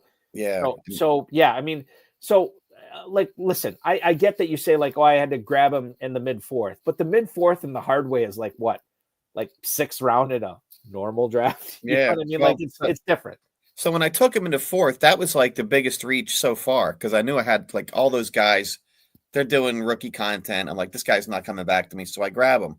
So, like, that was an outlier at the time. Now here we are, a week or 2 weeks later. And now he goes into 4th round 50% of the time in drafts. So it kind of normal. Like, the hard way guys are always sort of ahead of the curve. And that goes just, I would say, FFPC players are cream of the crop. They are ahead of the game. Like, you'll see draft trends evolve in high stakes leagues before they filter out to the more mainstream, especially when draft season kicks in for the general public, like in August. Like, FFPC leagues, they're leaders as to what the market trends are going to be. So that, and within the hard way, that's sort of like an indicator of where FFPC leagues go. So it's even more of an indicator because there are so many sharp minds in that league. So it's interesting. And the other thing too is like that like, you're totally right about the trends being like FFPC players are ahead of the trends. That doesn't necessarily mean they're right? Like we have seen players pushed up the draft board and other players are falling. And it's like, okay, well, if you guys are taking this guy way up there, I'm going to grab this guy down here. And sometimes that can be right. But I do think like when you're talking about the hard way and just FFPC drafts in general, you're seeing a situation where you can cash in no matter how you want to cash in, right? If you want to cash in because you think this guy is going too low, you're going to have the opportunity to do that. If you want to cash in because everybody else is drafting these guys too high, grab those other guys that are falling. So that's what's so great about it. I want to compare. This was a conversation more of dynasty here, but I want to put it in a redraft sense because not a lot of people are talking about this. RJ Harvey versus Kaleb Johnson. This was something that a lot of people battled with internally when they were on the clock in their rookie drafts in the FFPC. But let's put this in a situation where we're talking about a big gorilla or an FFPC main event draft. RJ Harvey, I already mentioned, 4'11" right now in big gorilla drafts. Kaleb Johnson not going until the 604. That's running back 19 versus running back 24. Are you surprised that there's this big of a disparity between Harvey and Johnson? Or Darren, in your opinion, what you've seen in ADP and the results of ADP over the years, is this warranted? Should Harvey be going a full round and a half ahead of Kaleb Johnson in managed leagues for 2025? For me, I think it's right because Kaleb Johnson's situation is maybe has a little more risk, a little more unknown. If the Steelers don't have a quarterback that can sustain drives, I mean, it's going to be 3 and out for the Steelers. Yeah. I mean, and he's already sharing the backfield with a proven commodity in Jaylen Warren, whereas RJ Harvey, it's projected he's sort of going to be the main guy there. I mean, he may have to share a little bit, but with Estime or I think is Jaleel still there? Yeah, he is. So, but it seems right.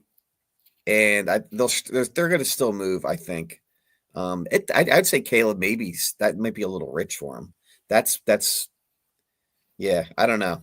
I'm not comfortable with Kaleb Johnson right now at the 604 in a big gorilla. So in the big gorilla, Jaylen Warren, 8'11". You'd be much more comfortable drafting him as far as the Steelers running back goes. You'd be much more comfortable drafting Jaylen Warren at the 8'11" rather than Kaleb Johnson at the 604. Yeah, and that's what a lot of times that's what we hear is like, well, take the cheaper guy. You'll have less to regret if it doesn't work out, right? Yeah. But I think Warren, I'm taking Warren, and that's sort of we're going to talk about drafting backups later on. But it's a mistake people might make is taking both in a shared backfield because what'll happen there is players cannibalize each other. Yep. Like nobody has a great upside game. And somebody's got to go out. You have to have the backfield to yourself to really have a high ceiling game in most cases. I want to talk about something else I learned from fantasymojo.com. And this is not something maybe that perhaps helped you last season towards the end, but the Falcons defense, dude. When we talk about, and I can't remember like all the things I talked about with the FFPC main event winner last season on the HSFFR, but the Falcons defense, not only integral in winning the million, but integral in winning or finishing high in the FFPC main event. What was the role that Atlanta's defense had last season? Again, stats you only learned from fantasymojo.com. Yeah. So one of the content articles I do every year, I do these deep dives into the main event and the big gorilla winners. So I'm looking at the rosters for the top 5 teams overall. And one of the things that jumped out at me was 4 of the top 5 teams all owned the Falcons defense. And then another thing that I do is I'll list all the players on all the rosters. And then I show, okay, well, these are the guys that these teams picked up and these are the ones that they drafted. And then I look at the scores and I show the ranks. So the four out of the 5 teams had the Falcons defense, and I didn't even realize they were ranked the top scoring defense over the sprint. Mhm. Weeks 15 to 17. They dropped 2 20-point weeks over that period. So that is not a coincidence that the 4 out of the top 5 finishers rostered the Falcons defense. And from the perspective of differentiating yourself, most times people think about that in the championship round with skill players, not with defenses, because only 4% of the teams that made it to the championship sprint had the Falcons defense. So they didn't plan for this necessarily, I think. Like, who would have imagined that? I'd have to look at the schedule. Maybe they did. But that was just amazing. Like, that was like really gave these guys such an edge over the rest of the field for the Falcons D. So to that end, and this is something that people are going to be drafting for coming up on the start of the season. We already know the Eagles and Cowboys are going to be playing Thursday night during the FFPC live events at Paris Casino and Resort and Casino in Las Vegas. I'm very excited for that. In your opinion, Darren, seeing this over the last decade and a half, 2 decades, is it right to significantly bump up or bump down Eagles and Cowboys based on how they do in that Thursday night game? I'll let you talk about the examples over the years that have been very good and very bad.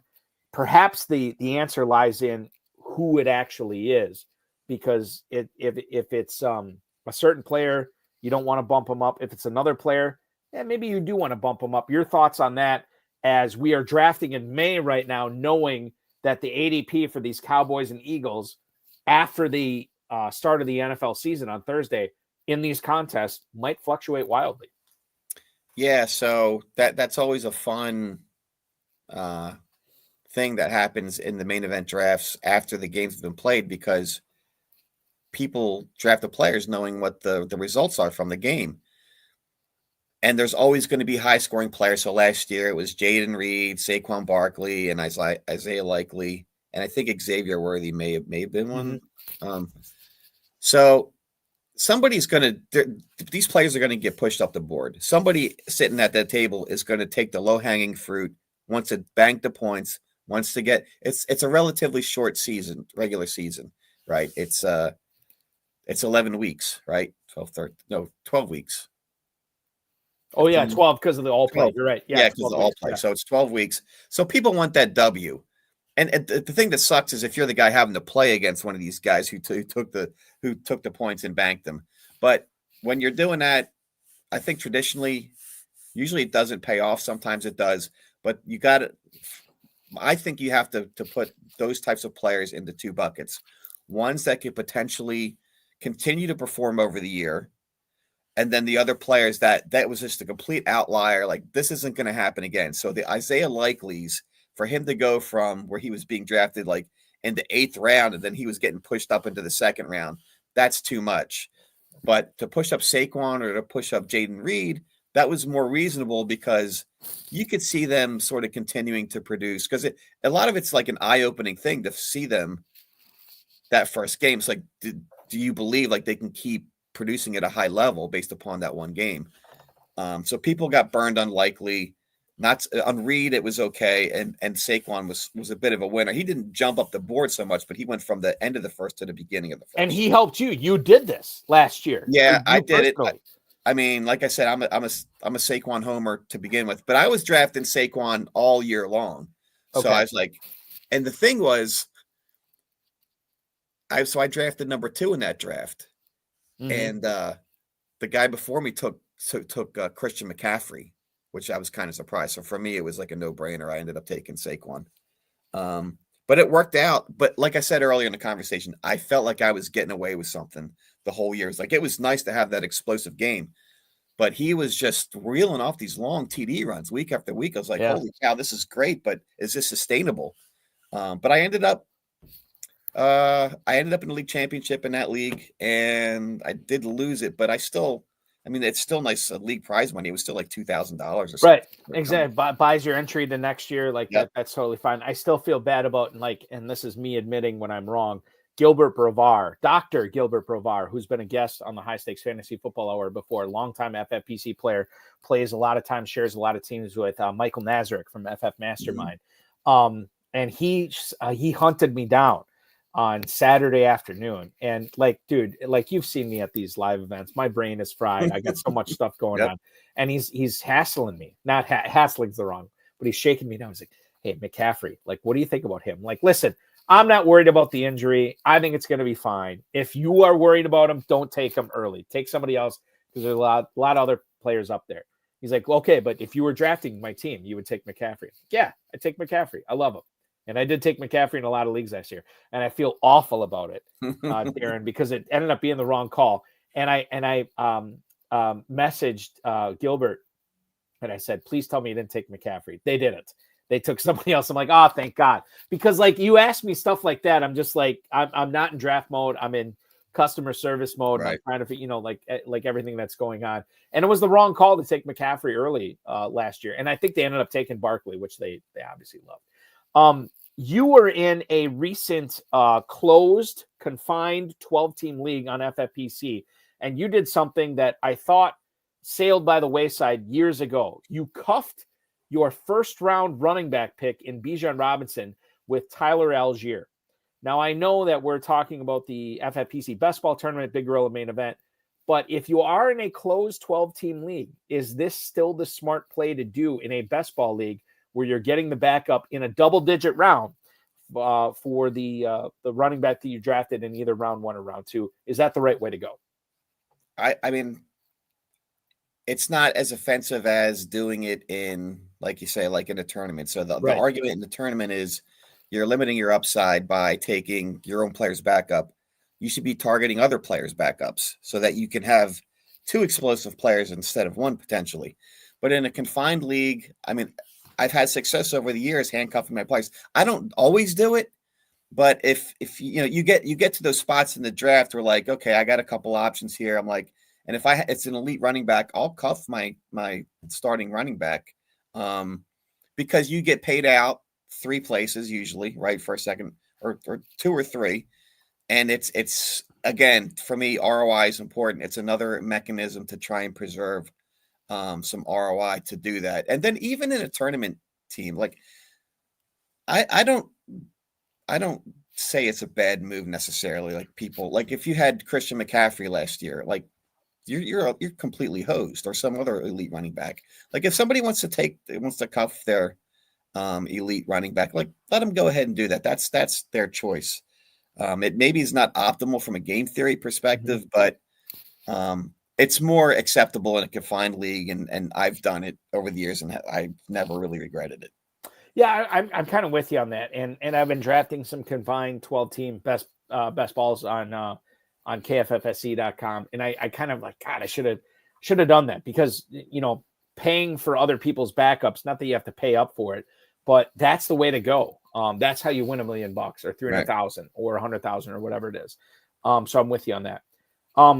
We are, God, I say this every week. I wish this was a 3-hour show. We can't do 3 hours tonight. So here's what we're going to do. I want to catch my breath. I'm going to take a quick break. When we come back, let's get the running back report. We're going to talk about all these different running backs in the FFPC: Will Shipley, Devon Achane, Kyron Williams, Jaydon Blue, and Cam Skattebo. And then after that, I don't know how much we're going to get to.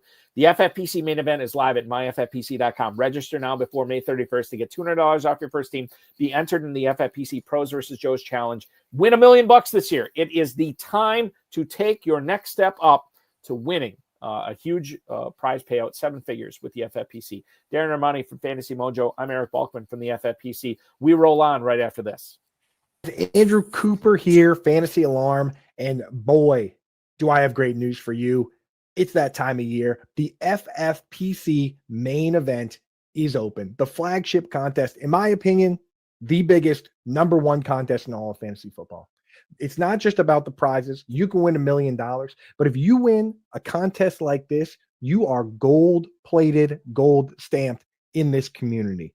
That puts respect on your name when you go in there with the big dogs and you win a tournament like this. So get set up with my FFPC now. When you use promo code ALARM, they'll give you $25 when you deposit $35 or more if you've never drafted there before. And you can get in there with the big dogs. If you really want, you can actually go to Vegas and draft at the Paris Casino live in these contests. You don't have to do that, though. You can draft online. They have 6-hour 2-hour, and 60-second clocks, depending on what you're feeling.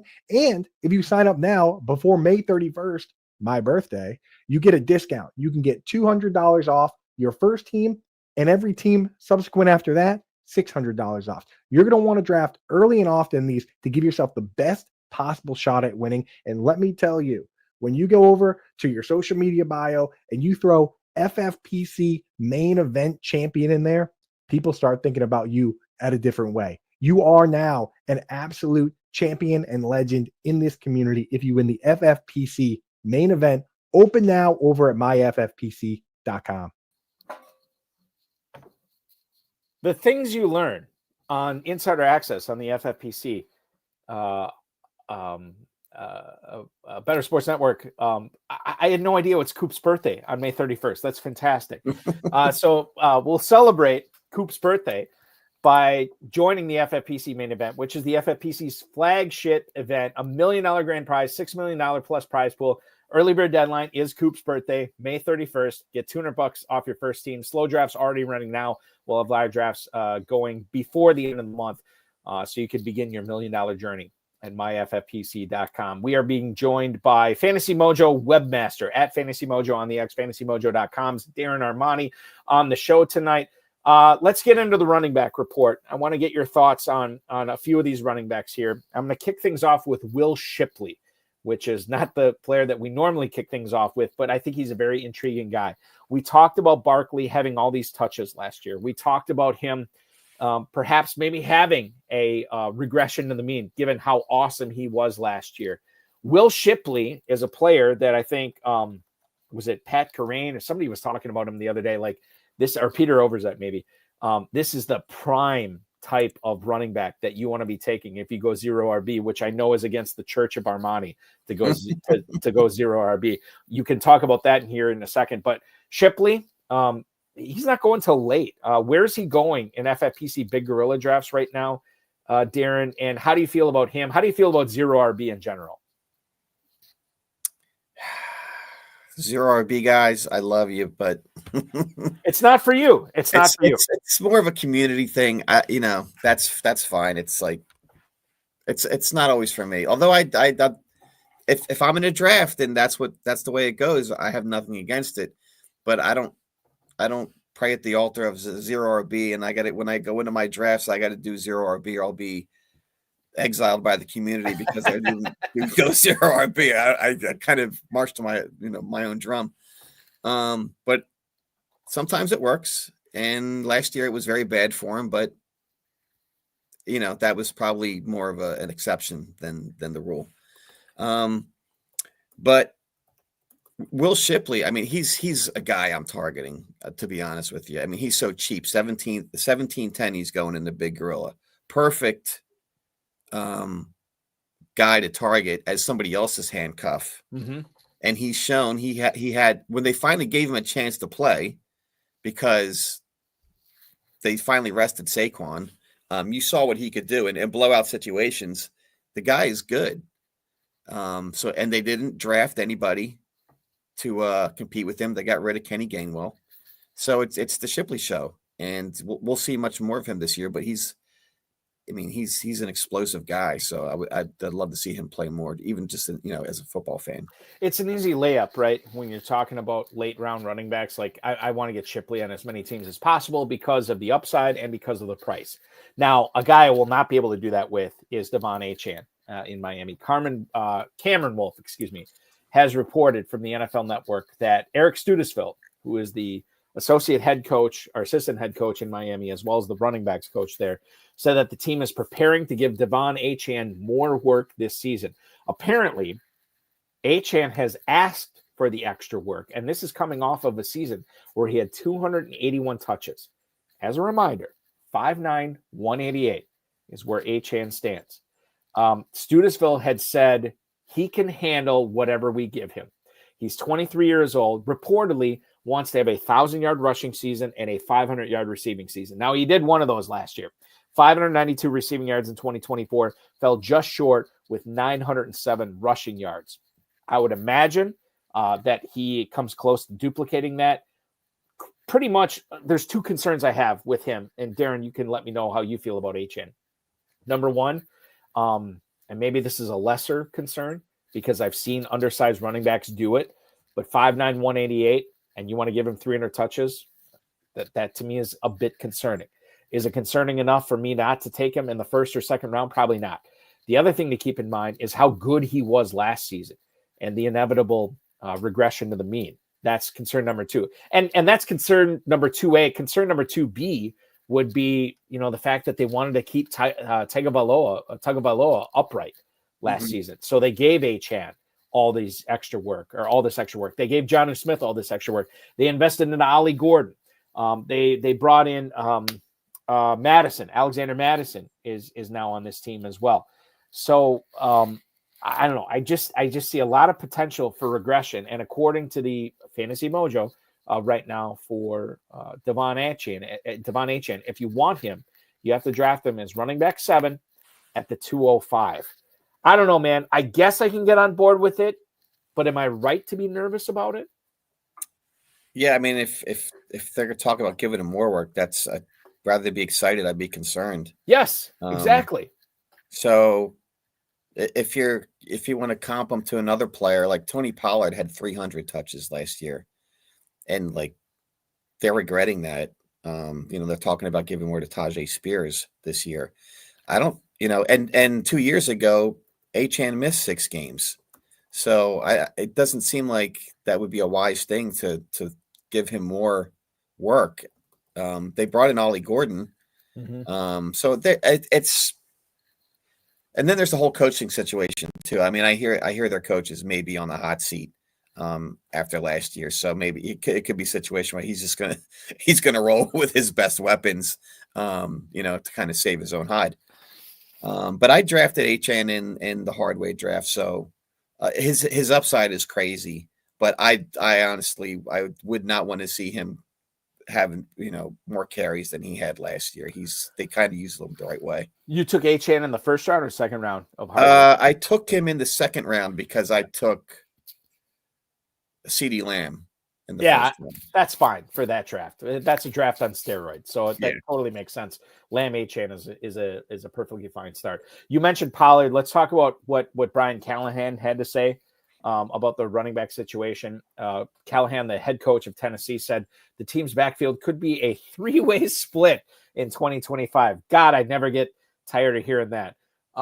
So in regards to Pollard, Tajay Spears, and then whatever rookie or whoever they have, I don't even. Is it the guy Mullings from Michigan? Is that who they drafted? I mean, if they're saying there's a third running back and they're going to involve, is it Darrington Evans? Is he still there? No, that's not him. Darrington Evans. Oh, what a callback that was. Chris Henry. We should go back and look at all the failed. I was thinking about this of starting a podcast where we talk nothing about. We do like a half hour every week. We talk nothing about the players that were meant to be great that never were. Oh God, it would be. We could easily fill 26 hours a year on that. It would be a lot of fun. Anyway, okay, so Adam Levitan and Evan Silva, not that I want to keep bringing it back to the established run podcast. It just happened to be the last podcast I listened to before the show. But they were saying, and Levitan especially said, listen, when the chips are falling and like when you need that yardage and you need to score, he thinks that it's going to be Pollard over Spears. It's going to be Pollard over everybody else. And that Pollard is being underdrafted right now with Tennessee. Now, Pollard, if we look at the mojo on this, Darren, Tony Pollard is running back 28 at the 704. I can 100% get in on him at that point as my running back 3, or if I went 0 RB, if I got him as my second running back there, I could be fine with that. I do like Pollard, Spears, and the rest of the Titans running backs. I don't know how much I'm on this year.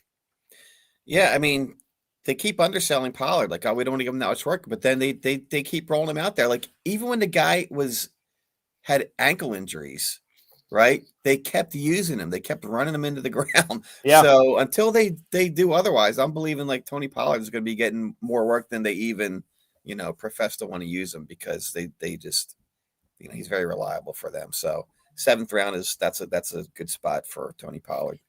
Kyron Williams said he was feeling good about being extended by the Rams, which I think is interesting considering a few things. Number one, this guy does not have draft pedigree. Number 2, I have been betting against Kyren Williams the last couple of years, Darren, and I've been wrong on that. And number 3, the Rams have invested a 3rd and now a 4th round pick on Blake Corum. Am I right on 3rd and 4th round with Blake Corum and then Jarquez Hunter? I think it was 3rd and 4th. That was not 2nd and 3rd. It was 3rd and 4th, right? I think so. Okay. And now on that team. So, like, why would the Rams extend him, number 1? And I think what fantasy players care about, are we betting on Kyren Williams to get it done again? Because in the Big Gorilla, he is being drafted as running back 11 at the 305 right now. And on a team with Corum and Williams, I feel like, or Hunter, not Williams, excuse me. I feel like this is another time where I should be fading him, but I'm 0 for 2 on that. Maybe I shouldn't be fading him this year. How do you feel about Kyren Williams? Well, he's the guy that people like. Sure, he's going in the 3rd round, but it seems like most of the time it's begrudgingly they draft him. And like, even going back to the Hardway draft, I think Abib ended up with him. He's like, "Yeah, I didn't really want him, but I had to 3rd round. Yeah, point. It is what it is. Like that's the thing. But that's what you have to do in those types of drafts. Yeah, and McVay, like he does seem to favor the one running back, and until it's shown otherwise, you have to believe Kyron's going to keep getting that usage. So I think Corum is probably more the guy that should be concerned that they brought in Jarquez Hunter because he's got more of an explosive profile is what the belief is, because they have like some terrible explosive run rate on the Rams. So Jarquez Hunter should try and help with that situation. But Kyron's still the unexciting 3rd round pick, and he should be expected to be the main guy until we know otherwise. Maybe the more exciting conversation is the Rams backup. Who would you rather have here? Jarquez Hunter. This is interesting, Darren. Jarquez Hunter going as running back 53 at the 13-12. Blake Corum running back 60. 7 running back spots later than Jarquez Hunter. And Corum going almost a full round after Hunter in the Big Gorilla. Has the hate gone too far on Corum? How do you feel about Hunter versus Corum right now? I mean, I would take Hunter. They brought him in like if they were happy with Corum. Like it's kind of like you go back. They wouldn't have taken Hunter. They didn't bring anybody in for Shipley, but they did bring in somebody to compete with Hunter. And there's a real metric that kind of stands out with the explosive run rate that is lacking. So I pick Hunter. Okay, Hunter, and that's the way the FFPC players are going on this as well. Let's stick in the NFC. Saad Yousuf, and I brought this up on the High Stakes Fantasy Football Hour last week, believes that by the end of the year, Jaydon Blue is going to be the number 1 running back for the Dallas Cowboys. Right now, he is being drafted as the number 1 running back by the Cowboys, but it's not by much in the FFPC. He is running back 40. Javonte Williams is running back 41. So this is a new thing where he has passed Javonte Williams. Miles Sanders running back 78. Phil Maffa running back 79. They're not integral in the Cowboys running back discussion in the FFPC Big Gorilla. Jaydon Blue and Javonte Williams, 1 pick separates them. Blue is going 1 pick ahead of Williams.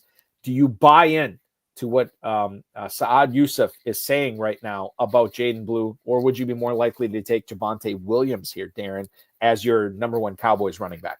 Well, if he's saying by the end of the year, that's not that much of a stretch to kind of proclaim that Jaydon Blue could be the guy. 11th round is pretty aggressive. With no, I think it's going to be more of a committee.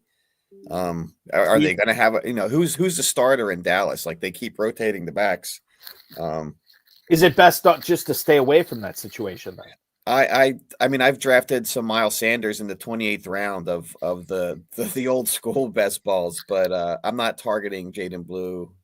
That could be one of the guys that'll surprise, but I know people are high on Jaydon Blue. So if you feel good about that, I mean, I would go for it. Let's go rapid fire on these last few things because I want to get to as much as possible with the running back report. Connor Hughes, who covers the Giants for SNY, said it would not be surprising if Cam Skattebo wound up the Giants' 3rd round back this year. I would also not be surprised at that, Darren. But when you look at Skattebo, Tracy, we talked about this with Alan Soslowski from a dynasty standpoint last week. What about from a redraft standpoint? Who is the better player to put your chips on? Skattebo's, I mean, he's an exciting guy. But then again, can he do in the pros what he did on a In team where college. they sort of, he was like the main cog he was the whole team.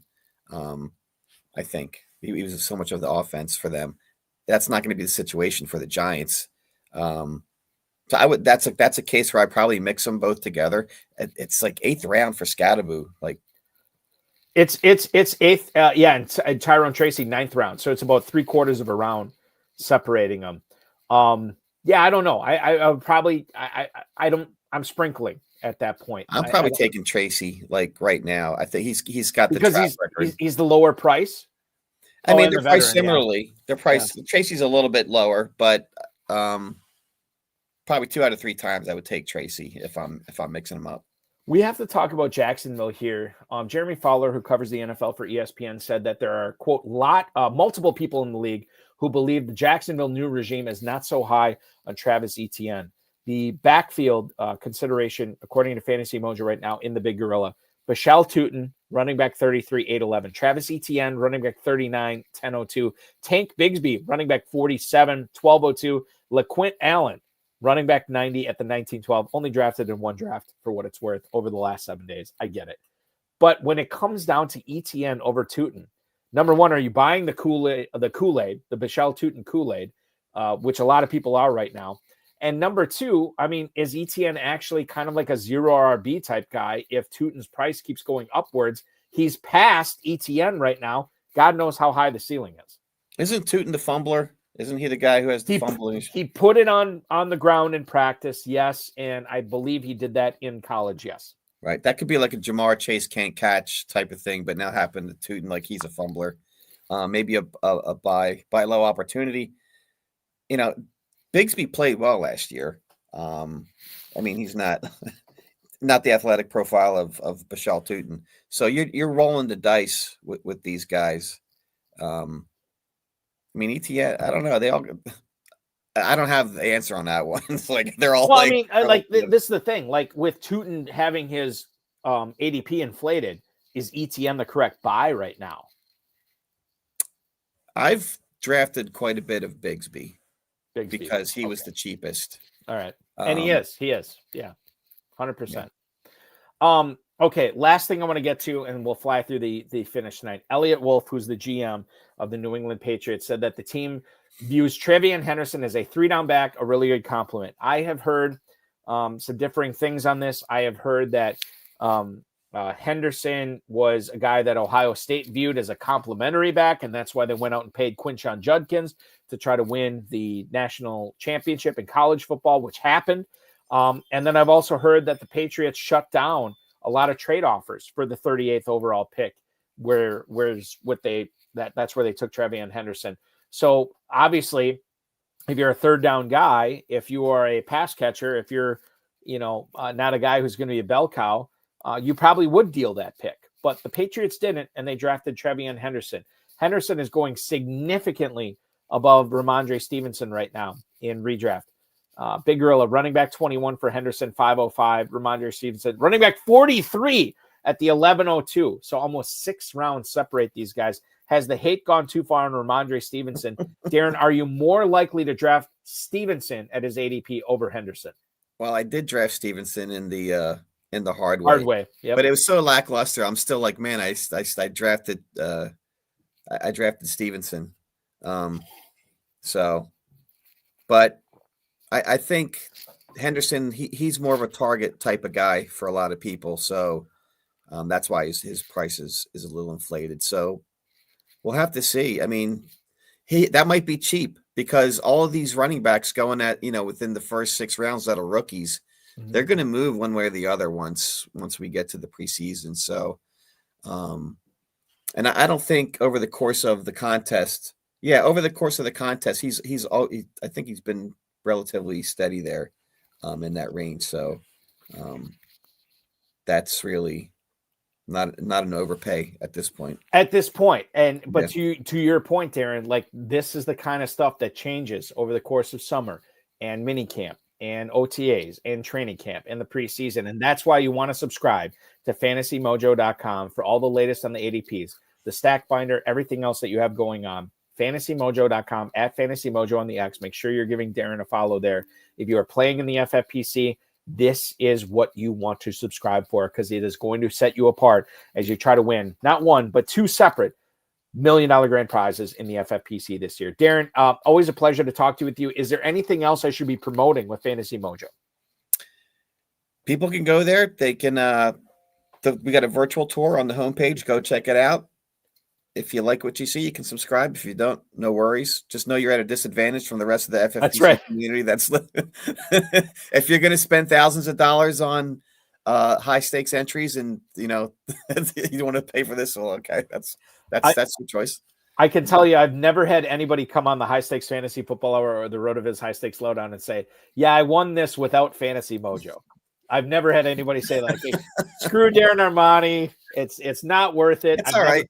Never had anybody say that. Nah, only praises. Yeah, it's not changing my lifestyle if I get a few new subscribers or not. So it's all good. Whatever people want to do, I'm all for loving the community. That's what it's all about. Yeah, it is all about the community. We got bunch of cool people that play FFPC. Subscribe to Fantasy Mojo. We'd love for you to be a part of it. We think you'd have a good time. We had a good time tonight. Darren Armani is my guest. Our producer has been Matt Deutsch. We will be back at 7 p.m. next Thursday. Matt Deutsch producing that show as well. Join the FFPC main event, flagship event, $1 million grand prize, $6 million prize pool. Early bird deadline, May 31st. $200 off your first team. Slow drafts already running out. Live drafts will start at the end of the month. This is the time to get in, because you get in that drawing for the FFPC Pros versus Joes, and you can have your draft covered live on the High Stakes Fantasy Football Hour at Better Sports Network as well, with us, with Farrell Elliott, and then the cast of dozens that will be on those live draft coverages. And I will be in Vegas this year. I skipped it last year, and I will be in Kentucky nice. So I'll see you in August. That'll be fun. Doing a doubleheader. All right, perfect. The first Woodford is on me, Darren. Looking forward to that. Big Gorilla Tournament, FFPC Best Ball, and Superflex Best Ball tournaments going on right now at myffpc.com, as well as Dynasty Startups. We got to get out of here for now. Next week, Darren Armani's good buddy, my good buddy, Jim Coventry from RotoWire will co-host with me. Very excited for that. We will see you at 7:00 p.m. Eastern Time next week. For Darren Armani, for Matt Deutsch, I'm Eric Balkman. This has been the FFPC Insider Access Show on the Better Sports Network.